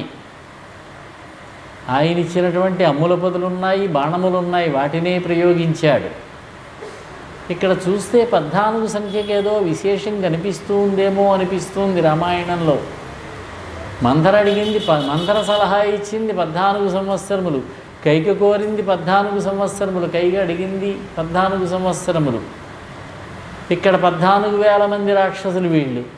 వచ్చింది 14 మంది, రాముడి చేతిలో మరణించింది 14 మంది. శూర్పణఖ వాళ్ళ కూడానే వచ్చింది, వెనక్కి వెళ్ళి మళ్ళీ మొదలుపెట్టింది. నీ దగ్గరే ప్రాణాలు విడిచిపెడతాను నేను అన్నది. వాళ్ళని సంహరించకపోతే కన్నీటిని ఆపుచేయి, నేను చూస్తాను కదా అని కరుడు మొత్తం 14,000 మందిని తీసుకుని కరుడు, దూషణుడు, త్రిశురుడు ముగ్గురు బయలుదేరి వచ్చారు. దారిలో అపశకునాలు అనేకం కనిపించాయి. వాటిని వేటిని లెక్క పెట్టకుండా యుద్ధానికి వచ్చారు వీళ్ళు. ఈ కరదోషణాలను రాముడు అన్నాడు, లక్ష్మణుడు నేను వస్తాను యుద్ధానికి అన్నాడు. వద్దు లక్ష్మణ, జాగ్రత్తగా మీ వదినని రక్షిస్తూ ఉండని. అక్కడ గుహ ఉంటే గుహలో ఇప్పటికీ కనిపిస్తుంది మనకి సీతాదేవి ఉన్నటువంటి గుహ అని. అక్కడ ధనుర్బాణములు ధరించి లక్ష్మణుడు రక్షణగా ఉంటే ఒక్క రాముడు 14,000 మంది రాక్షసులు ప్లస్ ముగ్గురు కరుడు, దూషణుడు, త్రిశురుడు, 10 మంది ఇప్పటికే పోయారు మిగతా వాళ్ళు అన్నమాట. ఎంతసేపట్లో అంటే 3 గడియల 30 గడి అన్నారంటే 1.5 ముహూర్త కాలం లోపల కోదండస్వామి, కోదండంతో రామస్వామి, కోదండరాముడు అందాం ఒక్కడు కరదూషణాదులను అందరినీ కూడా వధించాడు. ఎవరు వీళ్ళన్నారు ఈ కరదూషణులు? రామచంద్రమూర్తి చేతిలో లక్ష్మణుడు కూడా ప్రమేయం లేకుండా రామచంద్రమూర్తి చేతిలో మరణం పొందిన వాళ్ళు అదృష్టవంతులు కాదు, పుణ్యాత్ములు కాదు, మోక్షాన్ని పొందిన వాళ్ళు కాదు వీళ్ళు. యాజ్ఞవల్క్యుడు అని ఒక మహర్షి, ఆయనకి 3 కుమారులు, చంద్రకాంత, మహామేధ, విజయులు వాళ్ళ పేర్లు. వాళ్ళ శిష్యులు 14,000 మంది. తండ్రి శాపంతో రాక్షసులయ్యారు. దీనికి కారణం ఏం చెప్పారంటే, ఒకసారి యాజ్ఞవల్క మహర్షి వేదం చదువుతున్నారట. కొంచెం అపస్వరం పడింది, కొంచెం పెద్దవాడయ్యాడేమో, చిన్న స్వరం తప్పింది. నాన్నగారు మీరు తప్పు చదివారు, ఆపండి అన్నారు వాళ్ళు. దుర్మార్గులారా, నేను వేదం చదువుతుంటే నాలోనే తప్పు పట్టుకునేంత ధైర్యమా మీకు? మీరు మీ అనుచరులు అంతా రాక్షసులై జన్మించండి పొండ అన్నారు. కొడుకులు లేదు, ఏమీ లేదు. కోపం వస్తే అంతే. పరమాత్మ నిర్ణయం అలా జరగవలసి ఉన్నది. వాడు రాక్షసులవ్వాలి, ప్రజల లోకకంటకులవ్వాలి, ప్రజలను బాధించాలి, రామచంద్రమూర్తి చేతిలో మరణించాలి. శాప ఉపశమనం అడిగారు. శ్రీరామచంద్రమూర్తి చేతిలో మరణిస్తారన్నారు. వాళ్ళే వీళ్ళు. ఖర, దూషణ, త్రిశురులు, 14,000 మంది అనుచరులు, అందరినీ ఒక్క రామచంద్రమూర్తి వధించాడు. వధ జరిగింది. దీన్ని మొట్టమొదట చూసినటువంటి వాడు అకంపనుడు అని ఒకడు రాక్షసుడు. వెంటనే రావణుడి దగ్గరికి పరిగెత్తికి వెళ్ళాడు. జరిగిన విషయం చెప్పాడు. రావణుడు వెంటనే ఇప్పుడే రాముడి మీదకి యుద్ధానికి వెడతానని లేచాడు. వద్దొద్దు, రాముడిని నువ్వు వధించలేవు, ఆయన త్రివిక్రమాకారం ధరించినటువంటి వాడు ఆయనని చెప్పాడు. యజ్ఞవరాహమూర్తి ఈయనేనని అంతరార్థం కలిగేటట్టుగా చెప్పాడు. రాముణ్ణి వధించడానికి నీకు శక్యం కాదు. కాబట్టి ఒక పని చేయి, అతని భార్య అయినటువంటి సీతను అపహరించు నువ్వు. ఈ సలహా ఇచ్చినవాడు వీడు అకంపనుడు. సీతాపహరణం జరిగినట్టయితే రాముడు చిక్కి శల్యమైపోతాడు, నాశనమైపోతాడు. అది అసలు ఉద్దేశ్యం సీతాపహరణంలో. దానికి కామభావం కొంచెం రావణుడికి ఉన్నటువంటి సహజ లక్షణం ఉన్నది, అది కూడా జోడించాడు. ఈ సలహా బాగుందనిపించింది. సీతాపహరణం చేస్తే ఎలా ఉంటుంది, ముందు వెనకలు ఆలోచించాడు. ఒకప్పుడు తన దగ్గర పనిచేసి ఇప్పుడు సముద్రానికి ఉత్తర తీరంలో ఉన్నటువంటి మారీచుడనేటటువంటి వాడు ఆశ్రమం కట్టుకుని ఉంటే అక్కడికి వచ్చాడు.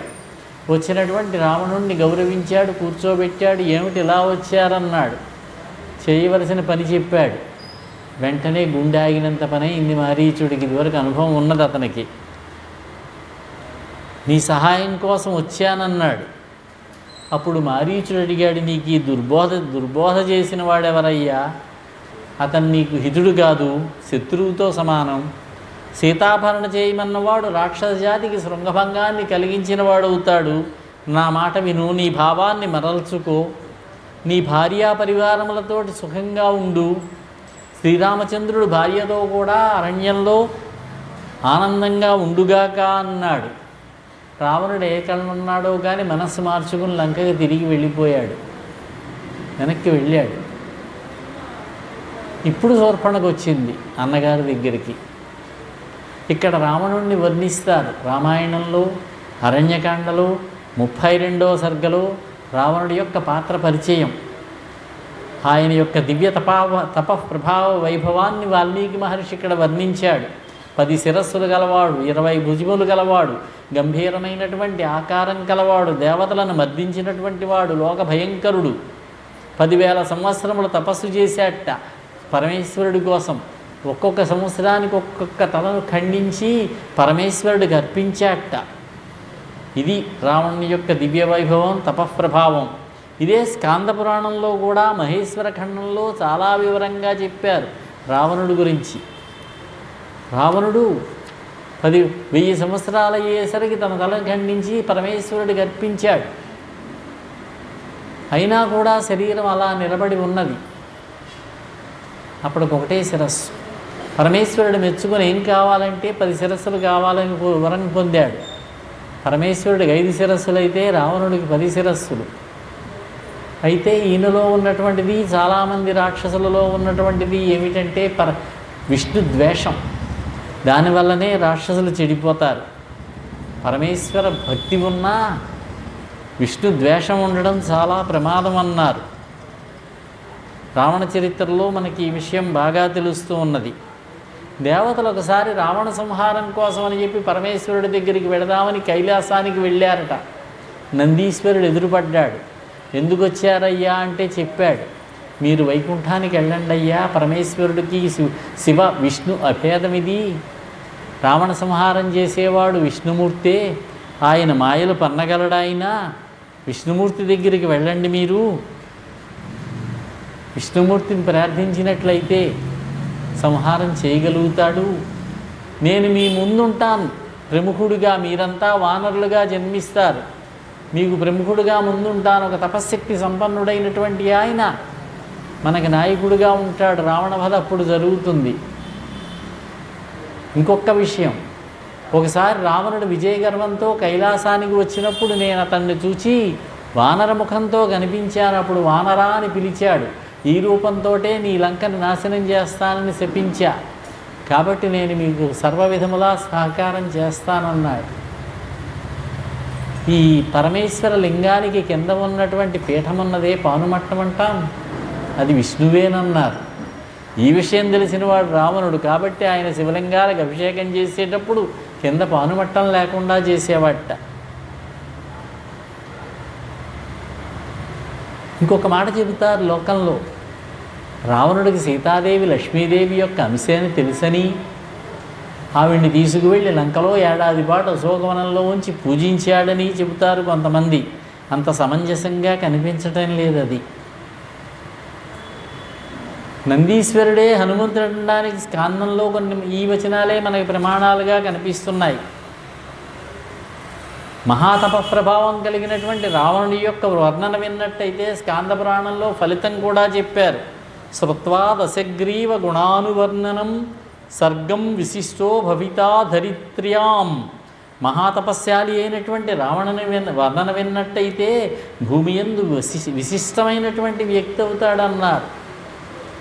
అలాగే శూర్పణఖ వధ జరిగినటువంటి ఆ వధ జరగలే, శూర్పణఖ అవమానం జరిగిన ముక్కు చెవులు కోసినటువంటి ఆ వర్ణన విన్నట్టయితే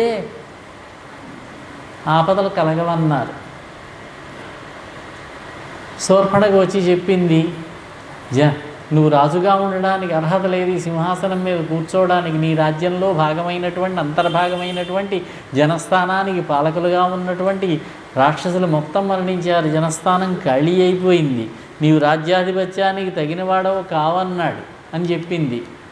అలా రాముడెవరు? ఆయుధములు ఏమిటాయనికి? పరాక్రమం ఎటువంటిది? దండకారణ్యానికి ఎందుకు వచ్చాడు అని అడిగాడు రావణుడు. అప్పుడు శూర్పణఖ మళ్ళీ ఇదే వర్ణన. దీర్ఘబాహు విశాలాక్ష చీరకృష్ణాజినాంబర కందర్ప సమరూపస్య రామో దాశరథాత్మజ. ఆజానులంబ పీవర బాహుదండాలు గలవాడు తాపసి అయి వచ్చాడు అరణ్యానికి. తమ్ముడైనటువంటి లక్ష్మణుడితో, భార్య అయినటువంటి సీతతో. అన్నయ్య, సీతాదేవి ఉంది, అపురూప సౌందర్యవతి, దేవతా స్త్రీలలో కూడా ఇంత అందమైన వాళ్ళు ఉండరని ఇక్కడ బాగా చెప్పింది. మళ్ళీ అక్కడ అందవికారంగా కనిపించిన సీత, దాని మోహం బయటపడుతూనే ఉన్నది. ఆలోచించాడు, ఎవరికి సీత భార్య అవుతుందో ఆమె చేత సంతోషంతో ఆలింగనం ఎవరు చేసుకోబడతారో సర్వలోకములలోనూ అతడు ఇంద్రుడి కంటే కూడా ఐశ్వర్యవంతుడవుతాడంది. అంటే సీతాదేవి మహాలక్ష్మీ స్వరూపిణి అని వ్యంగ్యంగా తెలుస్తున్నది ఇక్కడ మనకి. శూర్పణఖ చెప్పిన మాటలు విన్నాడు, కొంత చిత్తావికారం కలిగింది. సీతాభరణ చేయడంలో ఉండే సాధక బాధకాలన్నీ బేరీజు వేసుకున్నాడు. మళ్ళీ వచ్చాడు మారీచుడి దగ్గరికి. వచ్చి నువ్వు నాకు సహాయం చెయ్యాలన్నాడు. నేను సీతాభరణం చేయబోతున్నాను, నువ్వు నాకు సహకారం చేసినట్లయితే నా రాజ్యంలో సగభాగం ఇస్తాను నీకు, లేకపోతే ఇప్పుడే వధిస్తాను నిన్ను. నువ్వేమీ చెయ్యక్కర్లేదు, ఒక బంగారు రంగులో ఉండే లేడీలాగా రూపాన్ని ధరించి ఆ తపోవన ప్రాంతంలో, ఆశ్రమ ప్రాంతంలో తిరుగుతూ ఉండు. రాముడు బయటకు వస్తాడు. దీనికి సరిపోయే ప్రణాళిక అంతా చెప్పాడు రావణుడు. రాముడిని దూరంగా తీసుకుపో, నీ మీద బాణం వేసినప్పుడు హా లక్ష్మణ, హా సీత అను చాలు. అప్పుడు లక్ష్మణుడిని సీతాదేవి పంపిస్తుంది. వాళ్ళిద్దరూ లేని సమయం చూసి నేను సీతాభరణం చేస్తాను, ఇలా చేస్తే నీకు రాజ్యం ఇస్తా, లేకపోతే నిన్ను వధిస్తానన్నాడు. ఆలోచించాడు, కొంచెం భయపడ్డాడు, వణికిపోయాడు మారీచుడు. ఇక్కడ మారీచుడు యొక్క రతి భగవద్ విషయంలో భయాత్మకమైన రతిగా కనిపిస్తున్నది. భగవంతుడి యందు ఉన్నటువంటి భక్తి. శ్రీరామచంద్రమూర్తే గుర్తొస్తూ ఉన్నాడు ఇతనికి. ఎందుచేతనంటే ఆ విశ్వామిత్రుడి యొక్క యాగరక్షణ చేయడానికి వెళ్ళినప్పుడు సుబాహుణ్ణి ఆగ్నేయాస్త్రంతో వధించాడు రాముడు. వాయువ్యాస్త్రంతో మారీచుడిని కొడితే సముద్రం లోపల అవతలకి వెళ్ళి ఎక్కడో పడ్డాడు మారీచుడు. అప్పుడు చంపలేదు మారీచుడిని. ఆ దెబ్బ, ఆ అనుభవం ఇప్పటికీ వదిలిపెట్టలేదు, ఆ భయం ఇతనికి. బాలో 12 వర్షోయం అకృతాస్త్రశ్చ రాఘవ అన్నాడు. 12 సంవత్సరముల వయస్సు గలవాడు రాముడు అన్నాడు. అప్పటికి 12 సంవత్సరములు ఉంటే పెళ్ళి ఎలా కుదురుతుంది? కొద్ది రోజులకే సీతా వివాహం జరిగింది కదా, విశ్వామిత్రుడు యాగరక్షణ అయిన కొద్ది రోజులకి. భయంతో అన్నటువంటి మాటలు అన్నమాట ఇవి. దీనికి ప్రామాణికత ఇవ్వక్కర్లేదు మనం. రావణుడిని భయపెట్టడానికి కూడా అన్నాడు. అంత చిన్నవాడి చేతిలో దెబ్బతిన్నాను నేనని చెబితే రావణుడు కొంచెం చంపుతాడేమోనని. సముద్రంలో పడ్డాను, బతికాను. మళ్ళీ రెండోసారి ఈ మధ్యనే రాముడు చిత్రకూట ప్రాంతంలో ఉండగా 2 రాక్షసులతో కలిసి వెళ్ళాను, 3 లేడీ రూపాల్లో. రాముడు వేసిన బాణాలకు ఆ 2 మరణించారు. నేను జాగ్రత్తగా తప్పించుకుని బయటపడ్డాను. అంటే 2 దెబ్బలు తిన్నాడు అన్నమాట ఇక్కడ మారీచుడు. ఇప్పుడు నువ్వు రాముడితోటి ఓపికంటే యుద్ధం చేయి ధైర్యంగా, నువ్వు ఒక్కడవే చేస్తావు. నువ్వు వేసినటువంటి ఈ ప్రణాళికను అమలు జరిపినట్టయితే ముందు నేను మరణిస్తా, తర్వాత నువ్వు నీతో పాటు సమస్త రాక్షస జాతి కూడా నాశనమైపోతుంది. ఎవరిని ఆశ్రయించి ఆ సీతాదేవి ఉందో ఆయన స్వరూపం వాక్కుకి మనస్సులకి అతీతమైనటువంటిది. ఎవరి ఇల్లాలుగా ఆమె ఉన్నదో అనడం చేత ఆమె చైతన్య స్వరూపిణి అనే భావం ఇక్కడ వ్యక్తమవుతూ ఉంది. రావణ, నువ్వు మళ్ళీ ఓ పని చేయి, లంకకు వెనక్కి వెళ్ళు. మీ తమ్ముడున్నాడు ధర్మాత్ముడు విభీషణుడు, వాళ్ళతో చర్చించు. నువ్వు యుక్తాయుక్తములు విచారించి అప్పుడు చేయవలసినటువంటి పనిని నిశ్చయించుకో అన్నాడు. వింటేగా, వినలేదు. సరే కానీ పద, ఏం చేస్తాం? నాకు ఎలాగూ మరణం తప్పదు. నీ చేతిలో మరణించే కంటే రాముడి చేతిలో మరణించినట్టయితే నాకు మోక్షం కలుగుతుంది, ఉత్తమగతి కలుగుతుంది. అతని చేతిలోనే మరణిస్తానన్నాడు. రామచంద్రమూర్తి నన్ను సంహరించి నిన్ను చంపడం తప్పనిసరిగా జరుగుతుంది. లోగడే ఎన్నోసార్లు అపకారం చేసిన నేను రామస్వామి చేత సంహరించబడి కృతార్థుడినవుతాను. రావణ, బాగా గుర్తుంచుకో, నా మాయారూపం సహాయంతో సీతను నీవు అపహరించినట్టయితే నేను లేను, ఈ లంక లేదు, నువ్వు లేవు, రాక్షసులు బతకరు. సరే బయలుదేరన్నాడు. రామచంద్రమూర్తి నన్ను సంహరించినట్లయితే ఈ సంసార సముద్రం నుంచి ముక్తుణ్ణి కాగలుగుతాను నేను. ఈ దుర్మార్గుడి చేతిలో మరణించినట్టయితే నరకం తప్పదు నాకు అనుకున్నాడు. మారీచుడు ఈ విధంగా భయాత్మకమైనటువంటి రీతిలో శ్రీరామమయమైనటువంటి చిత్తాన్ని సంపాదించాట. సర్వదా శ్రీరాముణ్ణే స్మరిస్తున్నాడు భయంతో. సర్వము రామమయంగా కనిపిస్తున్నదట. ఏ వృక్షం వైపు చూసినా కూడా నారచీరలు ధరించి ఉన్నటువంటి శ్రీరామచంద్రమూర్తే కనిపిస్తున్నట్ట. అంతేకాదు, రా అనే అక్షరంతో ఏ మాట వినిపించినా, రథమన్నా, రణమన్నా, రత్నమన్నా, రకారంతో మొదలయ్యేటటువంటి ఏ పదం విన్నా కూడా రాముడనేటటువంటి స్ఫూర్తే కలుగుతూ ఉన్నదట. ఈ విధంగా సంతతము కూడా శ్రీరాముడి యొక్క చింతన వల్ల శ్రీరామ స్వరూప వైభవం అవగతమవుతోన్నది. బయలుదేరారు. 2 వచ్చారు. ఆశ్రమానికి దగ్గరలో పొదల చాటును దాముకుని ఉన్నారు. అనుకున్న ప్రణాళిక ప్రకారం మారీచుడు బంగారు రంగులో ఉండే లేడిలాగా వచ్చాడు. సీతాదేవి చూసింది. ఒక్కసారి ఏడుపులాగా భర్తారమపి చక్రందా లక్షణం చైవ సాయుధం చక్రందా అన్నారు. ఏడుపులాగా గట్టిగా కేక వేసింది రాముణ్ణి, ధనుర్ధారి అయిన లక్ష్మణుణ్ణి. అదే అశుభ సూచకం అన్నారు. ఏడుపు మొహం పెట్టిందనమాట. ఈ మృగం నాకు కావాలి, పట్టి తీసుకురండి స్వామి అన్నది. లక్ష్మణుడు చెప్పాడు, అన్నా ఇది లేడీ కాదు, ఇది రాక్షస మాయ. బహుశా వీడు మారీచుడై ఉంటాడు. భగవద్భక్తుడు కనుక భవిష్యత్తు తెలుసుకోగలిగాడు. అసురమాయలు తెలిసిపోయాయి. సీత రాముడితోటంది, ఆనయైనం మహాబాహో క్రీడార్థం నో భవిష్యతి జీవన్న యదితేభ్యతి గ్రహణం మృగసప్తమ అజినం నరశార్దూల రుచిరం మే భవిష్యతి. ఈ మృగాన్ని తీసుకురండి, మనం క్రీడించడానికి మనకు అనుకూలంగా ఉంటుంది. వనవాసం తర్వాత కూడా అయోధ్యకు తీసుకువెళ్ళినట్లయితే మా చెల్లెళ్ళు చూసి ఎంత ఆనందిస్తారో, ఒకవేళ ఇది బ్రతికి పట్టుబడకపోయినట్లయితే చంపైనా తీసుకురండి, దీని యొక్క చర్మాన్ని మనం ఆసనంగా ఉపయోగించుకోవచ్చు అన్నది. లక్ష్మణుడు వద్దన్నా కూడా రామచంద్రమూర్తి బయలుదేరాడు. తన కోరిక కలిగింది కదా అని కొంచెం కష్టమైన అడగడం స్త్రీలకు సహజ లక్షణం అన్నారు. పెద్దలు చెప్పిన మాటే, అది నన్ను అపార్థం చేసుకోకండి. ఏదో విధంగా నాకు లేడీ కావాలన్నది. ఈ లేడీని చూసి రామచంద్రమూర్తి వారికి కూడా కొంచెం విస్మయం కలిగింది. బంగారు లేడీ అనేది ఉండదని తెలుసు, కానీ బయలుదేరాడు. లోకంలో స్త్రీల యొక్క ప్రబోధంతో పురుషుడు కూడా విచలితుడవుతాడట. అలా కాకూడదని చూపిస్తున్నాడు ఇక్కడ రామచంద్రమూర్తి, మనకి నటించి చూపిస్తున్నాడు. మహాభారతంలో ధర్మరాజు గారు జోదానికి బయలుదేరారు.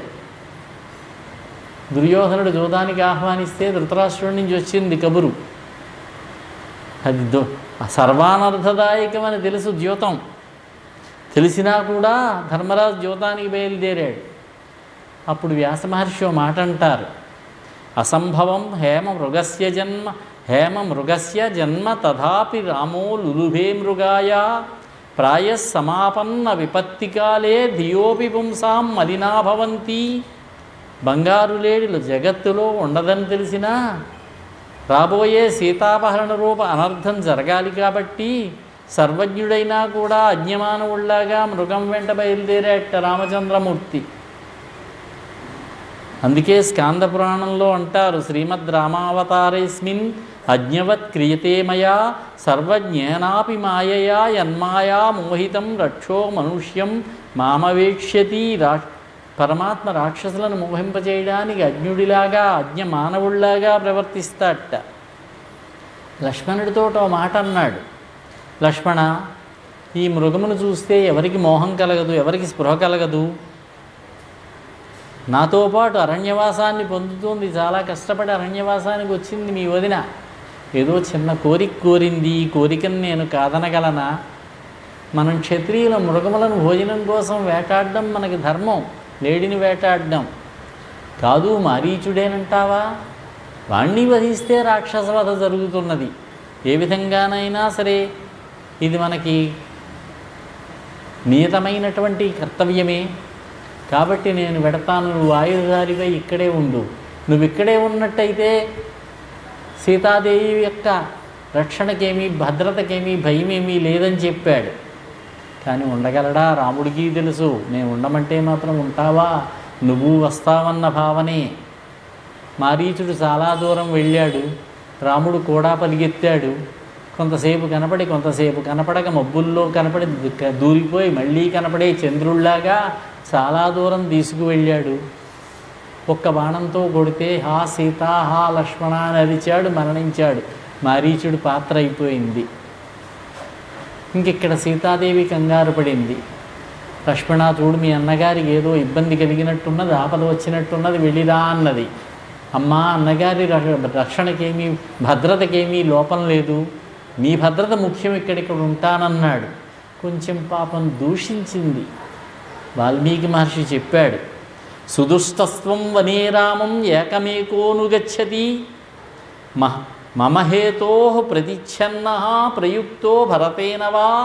ఇక్కడ స్త్రీ స్వభావాన్ని ప్రకటించిందన్నారు.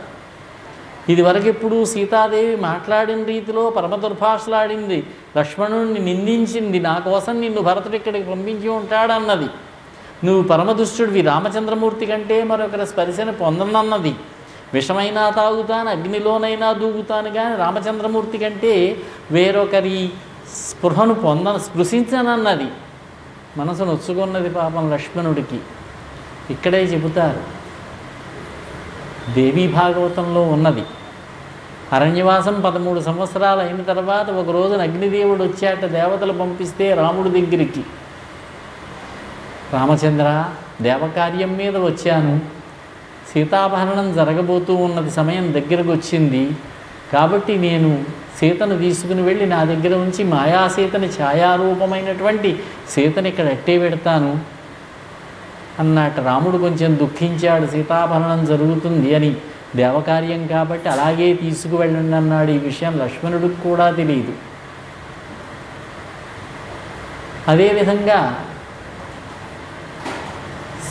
సీతాదేవి ఈ విషయాన్ని గ్రహించినది అయి కూర్మపురాణంలో కథ రామచంద్రమూర్తిని స్మరించి మాయాసీతగా మారిందని, ఛాయారూపంగా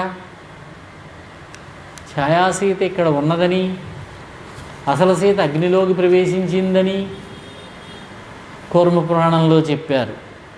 వెంకటేశ్వర మహాత్యంలో ఈ మాయాశక్తే వేదవతిగా చెప్పారు. ఏది ఏమైనా మాయాసీత కాబట్టే అటువంటి మాట అనగలిగింది లక్ష్మణుణ్ణి. దుఃఖపడ్డ లక్ష్మణుడు వెనక్కి చూసుకుంటూ బయలుదేరి వెళ్ళాడు. కొద్దిసేపటికి రావణుడు బయలుదేరి వచ్చాడు, పరివ్రాజకుడుగా వచ్చాడు. కొంచెం కోపంగా కూడా వెళ్ళాడు లక్ష్మణుడు అన్నారు. సీతను మోసం చేయడం కోసం ఎన్నుకున్నటువంటి వేషంతో రావణుడు వచ్చాడు. రాముడు ఈ మాయలేడిని చంపడమే కాకుండా ఇంకా 1-2 మృగములను కూడా వధించాడు. కొంచెం సమయం ఇచ్చినట్టయింది రావణుడు అపహరించడానికి. రావణుని గుర్తించిన భూతములన్నీ భయాందోళన చెందాయట.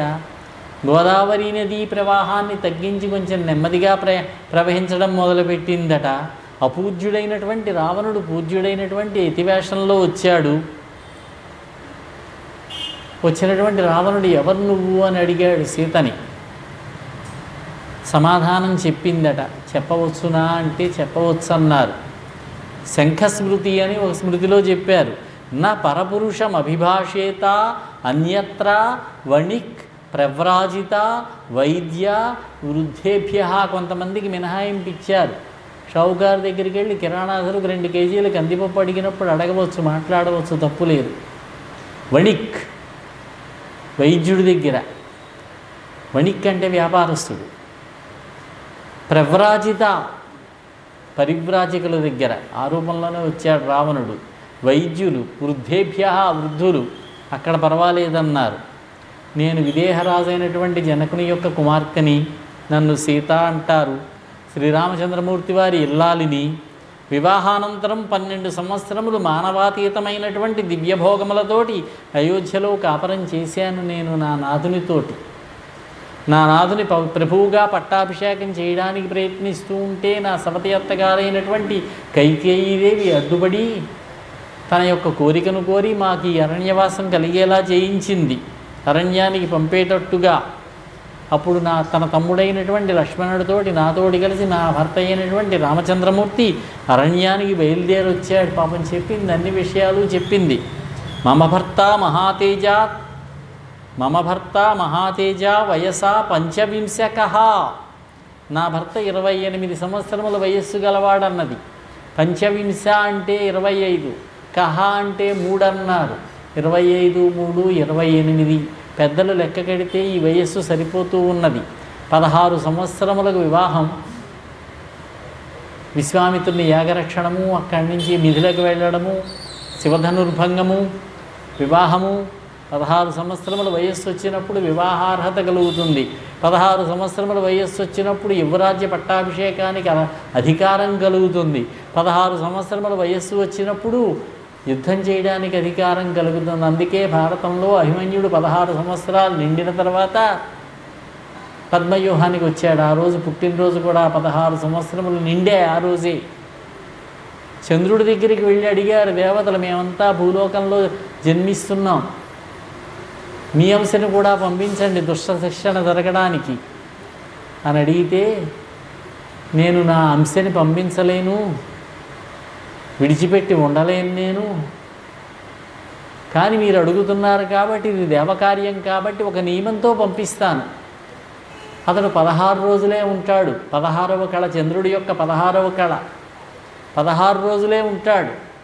16వ రోజు సాయంత్రం భయంకరమైన పద్మవ్యూహం పన్నుతాడు ద్రోణుడు, గురువు.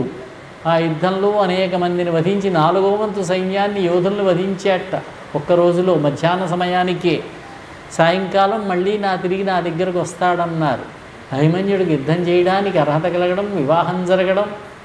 ఉత్తరాదేవితో అప్పటికి 7 నెలల ముందు గర్భిణి. ఈ పద్మవ్యూహం పన్నిన రోజుకి రామచంద్రమూర్తికి 16 ఏళ్ళు. తర్వాత 12 సంవత్సరములు అయోధ్య నివాసమని సీతాదేవి చెప్పింది. అయోధ్యలో నా నాథుడితో కలిసి 12 సంవత్సరములు దివ్యభోగములు అనుభవించానని చెప్పింది. కాబట్టి 28 వయస పంచవింశక. పంచవింశాన్ని ఎందుకు చెప్పింది అంటే సాంఖ్యశాస్త్ర ప్రసిద్ధమైనటువంటి పంచవింశతి తత్వమైనటువంటి చైతన్య స్వరూపం నానాథుడే సుమా అని చెప్పినట్టుగా ఉన్నది. ఈ తత్వం చేతనే, ఈ చైతన్యం చేతే జగత్తంతా కూడా వ్యాప్తమై ఉంది, అంతకంటే అధికమైంది లేదు అని చెప్పడం తాత్పర్యం అన్నారు. ఇక నా వయస్సు 18 వర్షాణి మమ జన్మని గణ్యతే. నా ఆవిర్భావ సమయమందు నా వయస్సును లెక్కగట్టినటువంటి నా అరణ్యవాసానికి వచ్చేటప్పటికి నా వయస్సును లెక్కగట్టినటువంటి దైవజ్ఞుడు నాకు 18 సంవత్సరాలని చెప్పారు. సీతాదేవి లభ్యమైనప్పుడు భూమి యందు పుట్టగానే వివాహ వయస్సుకు వచ్చేసింది. అప్పటి నుంచి కూడా ఆవిడ వివాహానికి స్వయంవరం జరుగుతూనే ఉన్నదనుకున్న వస్తున్నారు రాజకుమారులు. శివధనుస్సును ఎత్తడానికి ప్రయత్నం చేస్తున్నారు. 6 సంవత్సరములు జరిగింది. గణ్యతే లెక్క పెట్టారన్నది. మమ జన్మని గణ్యతే 6 సంవత్సరముల వయస్సు అన్నారు సీతకి వివాహ సమయానికి. కొంతమంది చెబుతారు సీతాదేవి రాముడి కంటే పెద్దదని. ఇంకా బాగా జ్ఞానులైనటువంటి వాళ్ళు 4 సంవత్సరములు పెద్దదంటారు. ఇదంతా మనం ఏదో లౌకికంగా చెప్పుకునే మాట, అక్కడక్కడ సినిమాల్లో చూపించే మాటే తప్ప వాల్మీకి ఏం చెప్పాడు? ఇది 6 సంవత్సరముల వయస్సు, రాముడికి 16 సంవత్సరములు, సుమారు 9 సంవత్సరములు తేడా ఉన్నదని చెప్పవచ్చు. ఈవిడ ఆవిర్భావం నాటికే వివాహ వయస్సు వచ్చింది. అప్పటి నుంచి 6 సంవత్సరములకి శివధనుర్భంగము, శ్రీరామునితో వివాహము జరిగాయి.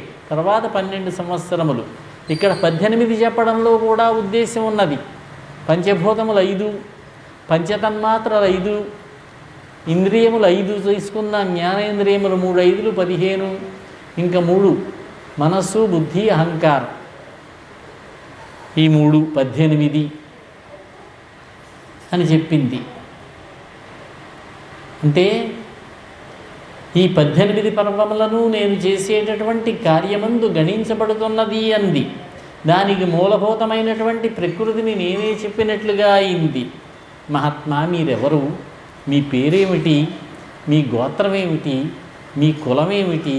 ఒంటరిగా ఈ దండకారణ్యంలో ఎందుకు తిరుగుతున్నారన్నది. అప్పుడు రావణుడు అన్నాడు, నేను రాక్షసరాజైనటువంటి రావణుణ్ణి, నేను దివ్య సౌందర్య స్వరూపములు కలిగినటువంటి నిన్ను చూచి మోహించి వచ్చానన్నాడు. నా రాజధాని సముద్ర మధ్యంలో ఉన్నటువంటి లంకానగరం అన్నాడు. అప్పుడు సీత అంటుంది, సర్వభూతములు నమస్కరించేటటువంటి రాజాధిరాజైనటువంటి కుబేరుడి యొక్క సోదరుణ్ణని చెప్పుకుంటూ ఈ నీచకర్మను ఎలా చేయదలిచావయ్యా? ఏ రాక్షసుల క్రూరుడమైనటువంటి నీవు రాజుగా ఉన్నావో ఆ రాక్షసులందరూ కూడా మరణించక తప్పదన్నది. వెంటనే రావణుణ్ణి శపించవచ్చు, శపించగలదు. అంత శక్తి సంపన్నురాలే సీతాదేవి. అయితే 2 కారణాలు. ఒకటి, వేదవతి శపించింది. సీతాదేవి గతంలో వేదవతి అన్నారు. వేదవతి శపించింది. వేదవతి తపస్సు చేసుకుంటూ ఉంటే గంధమాదన పర్వతం దగ్గర అక్కడికి వచ్చాడు రావణుడు. వచ్చిన రావణుడికి పరిచర్యలు చేసింది, అతిథిని ఆదరించింది, గౌరవించింది. నువ్వు నాకు కావాలన్నాడు. నా యందు ఈ విధమైనటువంటి కామభావాన్ని కలిగి ఉన్నావు కాబట్టి నేను నీ యొక్క వంశాన్ని, నీ యొక్క రాక్షస జాతిని సమూలంగా నాశనం చేస్తానని శపించి యోగాగ్నిలో శరీరాన్ని విడిచిపెట్టింది. ఆవిడే సీతగా పుట్టిందంటారు. లక్ష్మీదేవి యొక్క స్వరూపమే ఈ వేదవతి. సీత, ద్రౌపది, వేదవతే ద్రౌపదిగా కూడా దేవీ భాగవతం ఆధారం. కాబట్టి వెంటనే శపించదలుచుకోలేదు. ఇంకొక కారణం, రామచంద్రమూర్తి ఋషులకు వాగ్దానం చేశాడు. ఋషులకు, దేవతలకు శ్రీరామమూర్తి చేసినటువంటి ప్రతిజ్ఞ ఉంది, అది నిర్వహించబడాలి. కాబట్టి ఇప్పుడు శపించి రావణుడిని ఒక్కడిని వధిస్తే, చంపేస్తే ప్రయోజనం లేదనుకున్నది. సీతాదేవి కోపంతో శపిస్తుందేమోనని చెప్పి భయంతో ఎడమ చేత్తో శిరస్సు పట్టుకున్నట్టు, కుడి చేత్తో ఊరు భాగాన్ని పట్టుకున్నట్టు ఎత్తికెళ్ళి రథంలో కూర్చోబెట్టి తీసుకుపోతున్నాడు. దుఃఖిస్తూ ఉన్నది. అక్కడ ఉన్నటువంటి వృక్షములను, వనదేవతలను నా భర్తకి ఈ విషయాన్ని చెప్పమని అన్నది. అక్కడ దగ్గరలోనే జటాయువు ఉన్నాడు. జటాయువు రాముడితో కలిసి వచ్చాడు. వచ్చి ఇక్కడే ఉంటున్నాడు ఆశ్రమం దగ్గరలో. రామలక్ష్మణుడు లేనప్పుడు సీత యొక్క రక్షణ చూస్తూ రావణుని చూశాడు. రావణ, కొద్దిసేపు ఆగు, రాముడు వస్తాడు, అప్పుడు అతనితో యుద్ధం చేయి. ఈ విధంగా అపహరించి తీసుకువెళ్ళడం కాదు, కరుడికి పట్టిన గతే నీకు పడుతుందన్నాడు. రావణుడు వినలేదు. వెంటనే జటాయువు, నేను వృద్ధుణ్ణి, శక్తి సరిపోదు, అయినా సరే నా ప్రయత్నం చేస్తానని చెప్పి ఆ రథాన్ని భగ్నం చేశాడంటే రథంలో తీసుకెడుతున్నాడు అన్నమాట. మనం అనుకునేటట్టుగా భూమిని చేతితోటి పెళ్ళగించి మట్టితో సహా తీసుకెళ్ళింది యథార్థం కాదన్నమాట. సీతాదేవిని శరీరాన్ని తాకాడు, పట్టుకున్నాడు, ముట్టుకున్నాడు. ఈ మాటే సుందరకాండలో చెబుతుంది. హనుమంతుడు నా భుజం మీద కూర్చోమ్మా, నిన్ను ఇప్పుడే తీసుకెడతాను రాముడి వాడి దగ్గరికి క్షణంలో అన్నాడు.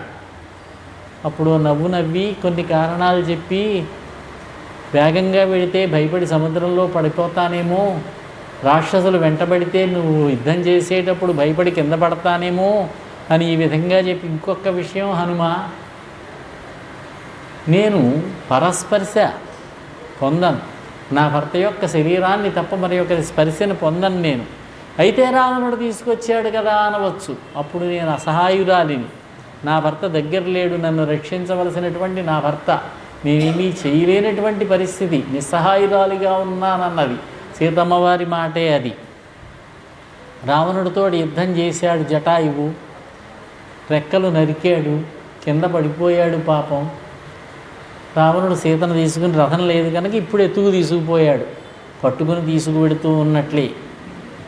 ఋష్యముఖ పర్వతం కనిపించింది. అక్కడికి కింద కొంతమంది వానరులు కనిపించారు. నరసంచారంలా ఉంది పైనుంచి చూస్తూ ఉంటే. ఒకవేళ రాముడు ఇక్కడికి వచ్చినట్లయితే నా సమాచారం చెబుతారని సీతాదేవి తన యొక్క చీర కొంగు చింపి కొన్ని నగలు తీసి, అవకాశం ఉన్నవి తీసి కింద పడవేసింది. సుగ్రీవాదులు చూచి వాటిని భద్రపరిచారు. అంటే ఆవిడ నగలు కూడా ధరించిందని అన్నమాట దశరథుని యొక్క ఆజ్ఞ ప్రకారం. ఈ జటాయువు చేసినటువంటి యుద్ధాన్ని కనుక విన్నట్టయితే మృత్యుడు ప్రభువు యొక్క రుణం నుంచి విముక్తి పొందుతాట. ఫలశ్రుతి చెప్పారు. మారీచుడిని సంహరించాడు, ఇంకో మృగాన్ని సంహరించాడు. రాముడు వెనక్కి వస్తున్నాడు, లక్ష్మణుడు ఎదురొచ్చాడు. లక్ష్మణ నువ్వు వచ్చావేమిటన్నాడు. సీతకు అపాయం ఉందన్నాడు. గబగబా వెనక్కి వచ్చారు. ఆశ్రమ ప్రాంతం అంతా చూశారు, సీత కనపడలేదు. పిచ్చివాడిలా తిరగడం మొదలుపెట్టాడు. ఉన్మత్తుడి వలే ప్రవర్తించాడు. పిచ్చివాడిలాగా భ్రమించిన వాడిలాగా ప్రవర్తించాడంటే సమస్తము మానవ వ్యవహార నటనిది. పరమాత్మకి చిత్తభ్రాంతి ఏమిటి, భయపడ్డం ఏమిటి, దుఃఖం ఏమిటి? ఇంకొక మాట, మానవుడికి ప్రపంచంలో బాగా ముఖ్యమైనది, బాగా ఇష్టమైనది ఏమిటి అంటే భార్య, ప్రియురాలు. భార్య పరమప్రియురాలై ఉండాలని చెబుతున్నారు ఇక్కడ రామచంద్రమూర్తి వారు తన యొక్క ప్రవర్తనతోటి. ఇది పరమాత్మ నటనగా చూపించడం కానీ పరమాత్మకు శోకమేమిటి, మోహమేమిటి? వెతుక్కుంటూ వచ్చాడు. జటాయువు కనపడ్డాడు రక్తసిక్త శరీరంతో. ఇతడు రాక్షసుడేమో, ఇతడే భక్షించాడేమో సీతను అనుకున్నాడు. జటాయువు దీనస్వరంతో రామచంద్రుడికి చెప్పాడు, రామచంద్ర, నీ యొక్క భార్యని, నా యొక్క ప్రాణాలని రావణుడు అపహరించాడయ్యా అన్నాడు. ఎవరా రావణుడు అన్నాడు. కుబేరుడి యొక్క సోదరుడు, విశ్రవసుని యొక్క కుమారుడు అని చెప్పాడు. ఇంకా చెప్పు ఎలా ఉంటాడు రావణుడు, ఎక్కడుంటాడు అడిగాడు.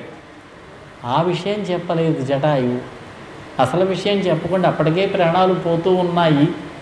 విందో నామ ముహూర్తో సౌ నచ కాకుత్సౌ బుధతు ఝషవద్భిడిజం గృహ్యా క్షిప్రమేవ వినశ్యతి లబ్ధార్థాత్ విదేర్ధాతో నిష్పన్నః. ఇది విన్నమనేటటువంటి ముహూర్తం. ఈ ముహూర్తం రావణుడు వచ్చాడు, సీతాభరణం చేశాడు. వాడికి తెలియదు ఈ విషయం. దీనివల్ల అతనికే అపకారం జరుగుతుంది. గాలాన్ని మింగిన చేపలాగా నశిస్తాడన్నాడు. అడిగిన దానికి సమాధానం చెప్పకుండా విశ్రవసుడన్నాడు. కొద్దిగా ఆధారం మాత్రం ఇచ్చాడు. విశ్రవసుడన్నాడు, కుబేరుడన్నాడు, కుబేరుడు తమ్ముడన్నాడు, కానీ ఎక్కడుంటాడో ఎవరో చెప్పలేదు. రావణుడని పేరు మాత్రం చెప్పాడు. అంతవరకు చెప్పాడు, ప్రాణాలు విడిచాడు. మరణించినటువంటి జటాయువుకి పుణ్యక స్థితి కలగాలని చెప్పి శ్రీరామచంద్రమూర్తి ఉత్తర క్రియలు జరిపాడు, మంత్రాలు చదివాడు, మాంసాన్ని నైవేద్యం పెట్టాడు, దహనం చేశాడు. యుద్ధరంగంలో వెనుతిరిగిన వారికి ఏ లోకం కలుగుతుందో, సంతత యజ్ఞేశ్వరారాధన చేసేటటువంటి ఆహితాగ్నులకు ఎటువంటి క్రమముక్తులు కలుగుతాయో, ఎటువంటి లోకాలు కలుగుతాయో అన్నిటినీ పొంది నా చేత అనుజ్ఞ పొందిన వాడవై ఏ లోకముల కంటే ఉత్తమమైన లోకం ఉంటుందో ఆ బ్రహ్మలోకానికి చేరన్నాడు. ఇక్కడ శ్రీరామచంద్రమూర్తి పరమాత్మ స్వరూపం అని మనకు అర్థమవుతున్నది. అంటే జటాయువుకి సారూప్య స్థితి కలిగిందనమాట, విష్ణులోకం పొందేటటువంటి స్థితి కలిగిందనమాట. శ్రీ మహావిష్ణువు యొక్క స్వరూపం 4 భుజములు, 4 భుజముల యందు ఆయుధములు, కిరీటము, పచ్చటి వస్త్రములు ధరించి దాని సారూప్య స్థితి అంటారు. 4 స్థితులు చెప్పారు. ఒకటి సామీప్య, బాగా పుణ్యం చేసుకుంటే జ్ఞానులైన వారు పొందేది సామీప్య స్థితి. ఎక్కడో కొంచెం దూరంగా ఉంటాడు విష్ణుమూర్తి, ఆయన్ని చూస్తూ ఆనందిస్తూ ఉండేటటువంటి స్థితి. రెండవది సారూప్య స్థితి. సారూప్య, సామీప్య, సాలోక్య. ముందు సాలోక్యం, ఆయన ఉన్న లోకంలో మనం ఉండడం. రెండవది సామీప్యం, కొంచెం దగ్గరగా ఉండడం. మూడవది సారూప్యం, ఆయనలాగే ఉండడం. జై విజయులు చూడండి, పార్షదులు అంటారు వాళ్ళని.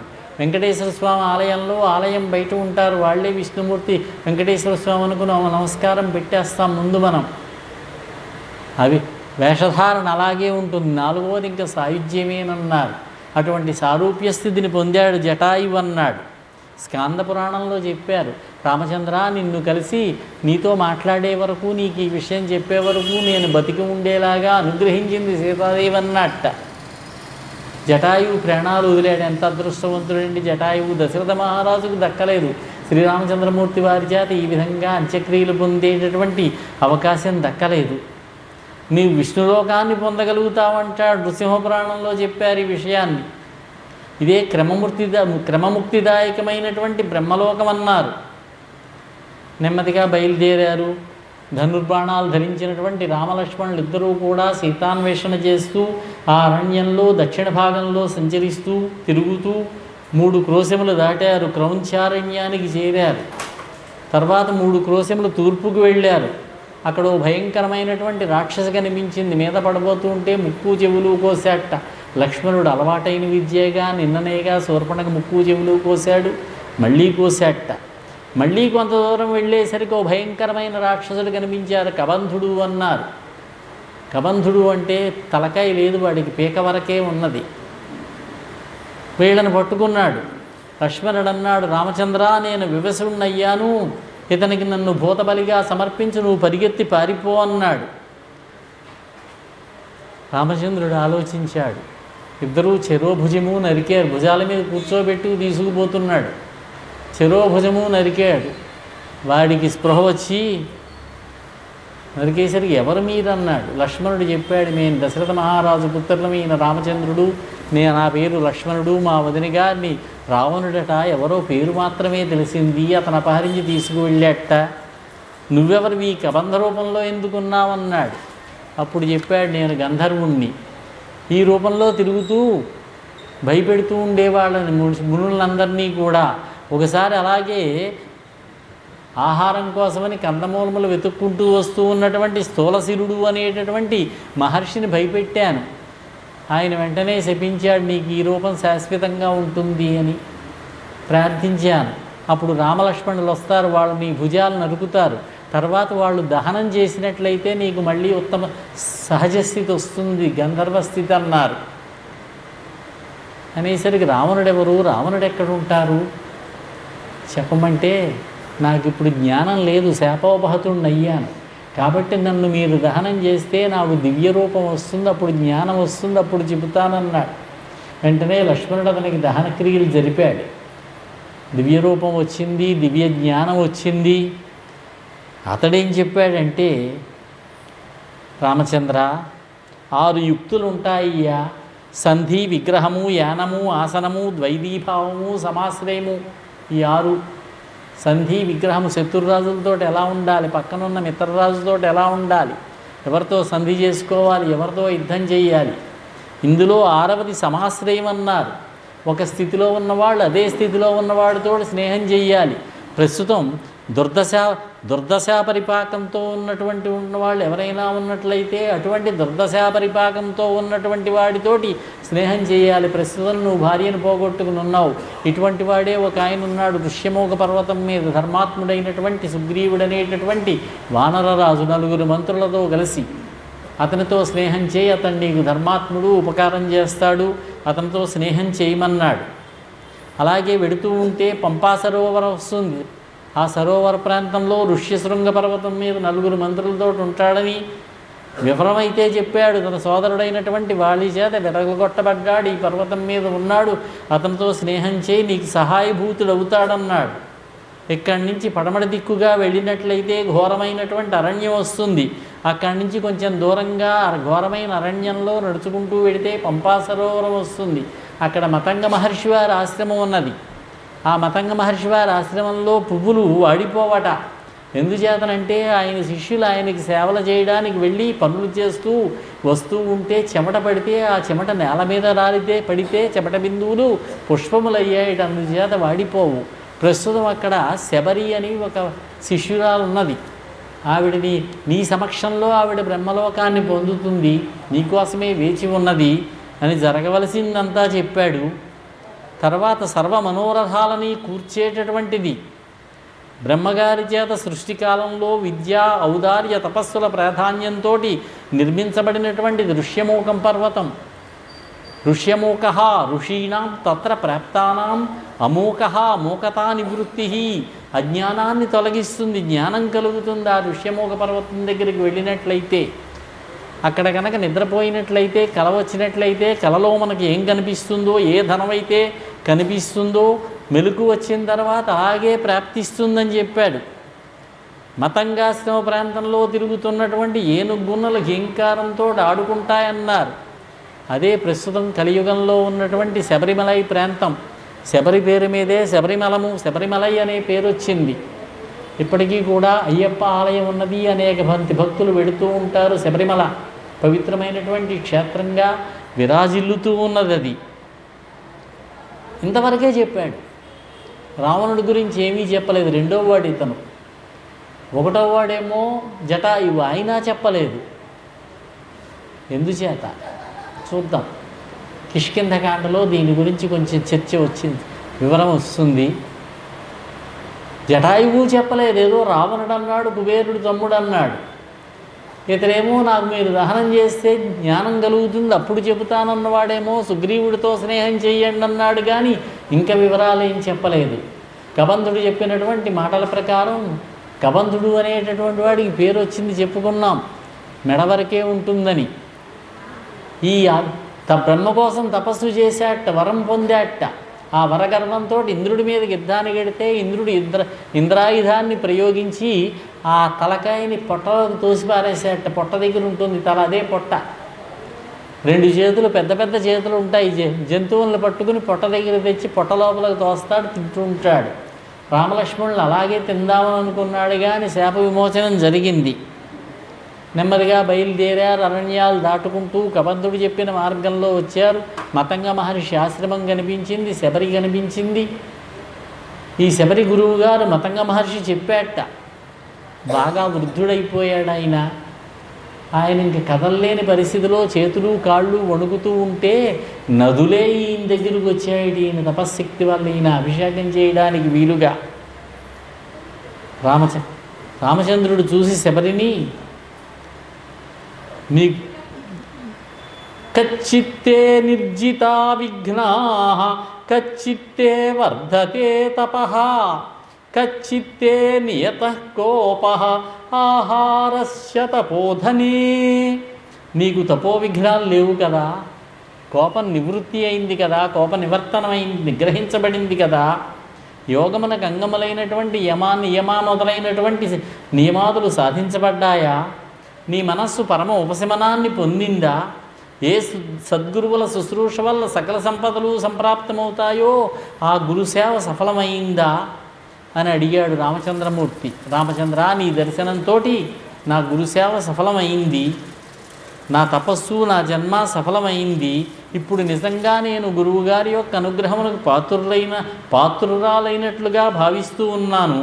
దేవదేవుడమైనటువంటి నీ యొక్క కృపా విశేషం వల్ల కృతార్థురాలనై పునరావృత్తి రహితమైనటువంటి శాశ్వత బ్రహ్మలోక ప్రాప్తిని పొందుతాను. నేను నన్ను అనుగ్రహించవలసింది.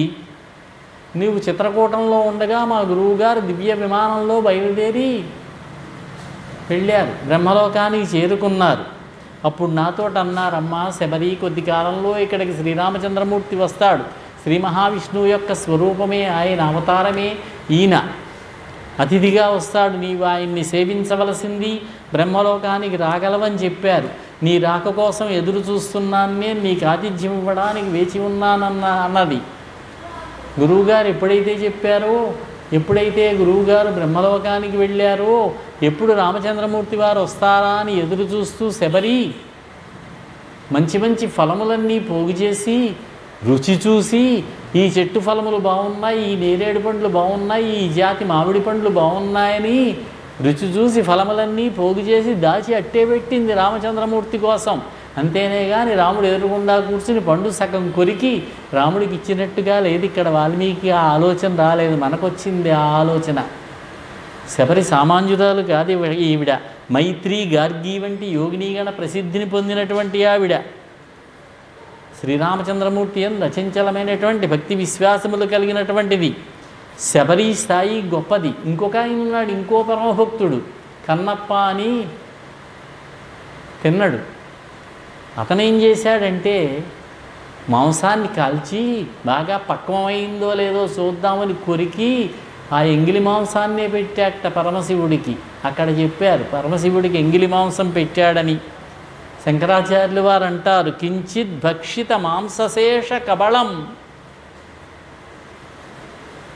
ఆ కొరికి పెట్టినటువంటి మాంసాన్ని తిన్నాడు శివుడనే శంకర్ల వారు చెప్పారు కాబట్టి అక్కడది యథార్థమని అంగీకరించవచ్చు. అటువంటి మాట ఏదైనా ఇక్కడ ఉంటే పోనీలే అనుకున్నాం. అటువంటి వాక్యం ఏది లేదు కాబట్టి శబరి యొక్క స్థాయి, శబరి యొక్క అధికారం తిన్నని యొక్క అధికారం కంటే గొప్పది కాబట్టి, ఆవిడ మహాభక్తురాలు, జ్ఞానస్వరూపిణి కాబట్టి అలా పెట్టి ఉండదని మనం భావించాలి. శబరి రామచంద్రుడితో అన్నది, రామచంద్ర నీవు అనుగ్రహించినట్లయితే మా గురువుగారు చెప్పినట్లుగా నేను బ్రహ్మలోకానికి మా గురువుగారి దగ్గరికి చేరతాను, అనుమతి ఇవ్వవలసింది. అంటే శబరి, నేను నీ చేత నేను అర్చించబడ్డాను, నీవు కోరిన చోటికి వెళ్ళవచ్చును అన్నారు. అప్పుడు శ్రీరాముని సన్నిధిలోనే అగ్నిని విరేల్చి అగ్నిలో ప్రవేశించి శరీరాన్ని విడిచిపెట్టింది శబరి. ఈ విధంగా శ్రీరాముని యొక్క వనవాసం 13 సంవత్సరముల కాలము జరిగినటువంటి వనవాసము అనేక మంది ఋషులను కలిశాడు రామచంద్రమూర్తి. ఒక చిన్న పోలిక, మహాభారతంలో ధర్మరాజు గారు అరణ్యానికి వెళ్ళాడు, 12 సంవత్సరముల అరణ్యవాసం. ఆయన పర్ణశాల నిర్మించుకున్నాడు, చెట్టు కింద కుర్చీ వేసి కూర్చునేవాడు. ఋషులంతా ఆయన దగ్గరికి వచ్చారు. మార్కండేయుడు వచ్చాడు, మైత్రేయ మహర్షి వచ్చాడు, అనేక మంది మహర్షులు వచ్చారు ధర్మరాజు దగ్గరికి.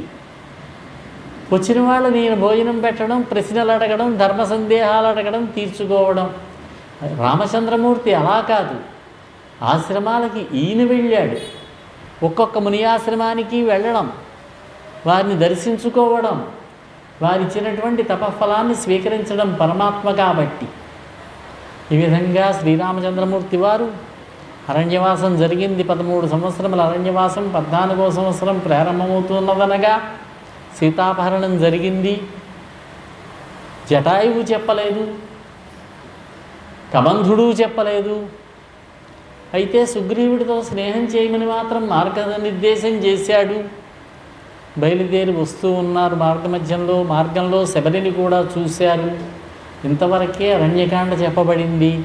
సీతాన్వేషణ చేస్తూ ఆ చెట్ల చాటున, పొదల చాటున చూసుకుంటూ ధనుర్ధారులై 2 అన్నదమ్ములు, సైన్యం లేదు కూడా, వేషం చూస్తే యతి వేషం, నారచీరలు, జటావల్కలములు, జటలు, జటాధారణ తిరుగుతూ ఉండగా ఋష్యముఖ పర్వతం మీద నుంచి కూర్చొని ఉన్నటువంటి సుగ్రీవుడు చూడడం దగ్గర కిష్కింధకాండ ప్రారంభమవుతుంది. రేపు కిష్కింధకాండ చూద్దాం. స్వస్తి. మంగళం కోసలేంద్రాయ మహనీయ గుణాత్మనే చక్రవర్తి తనూజాయ సార్వభౌమాయ మంగళం. స్వస్తి.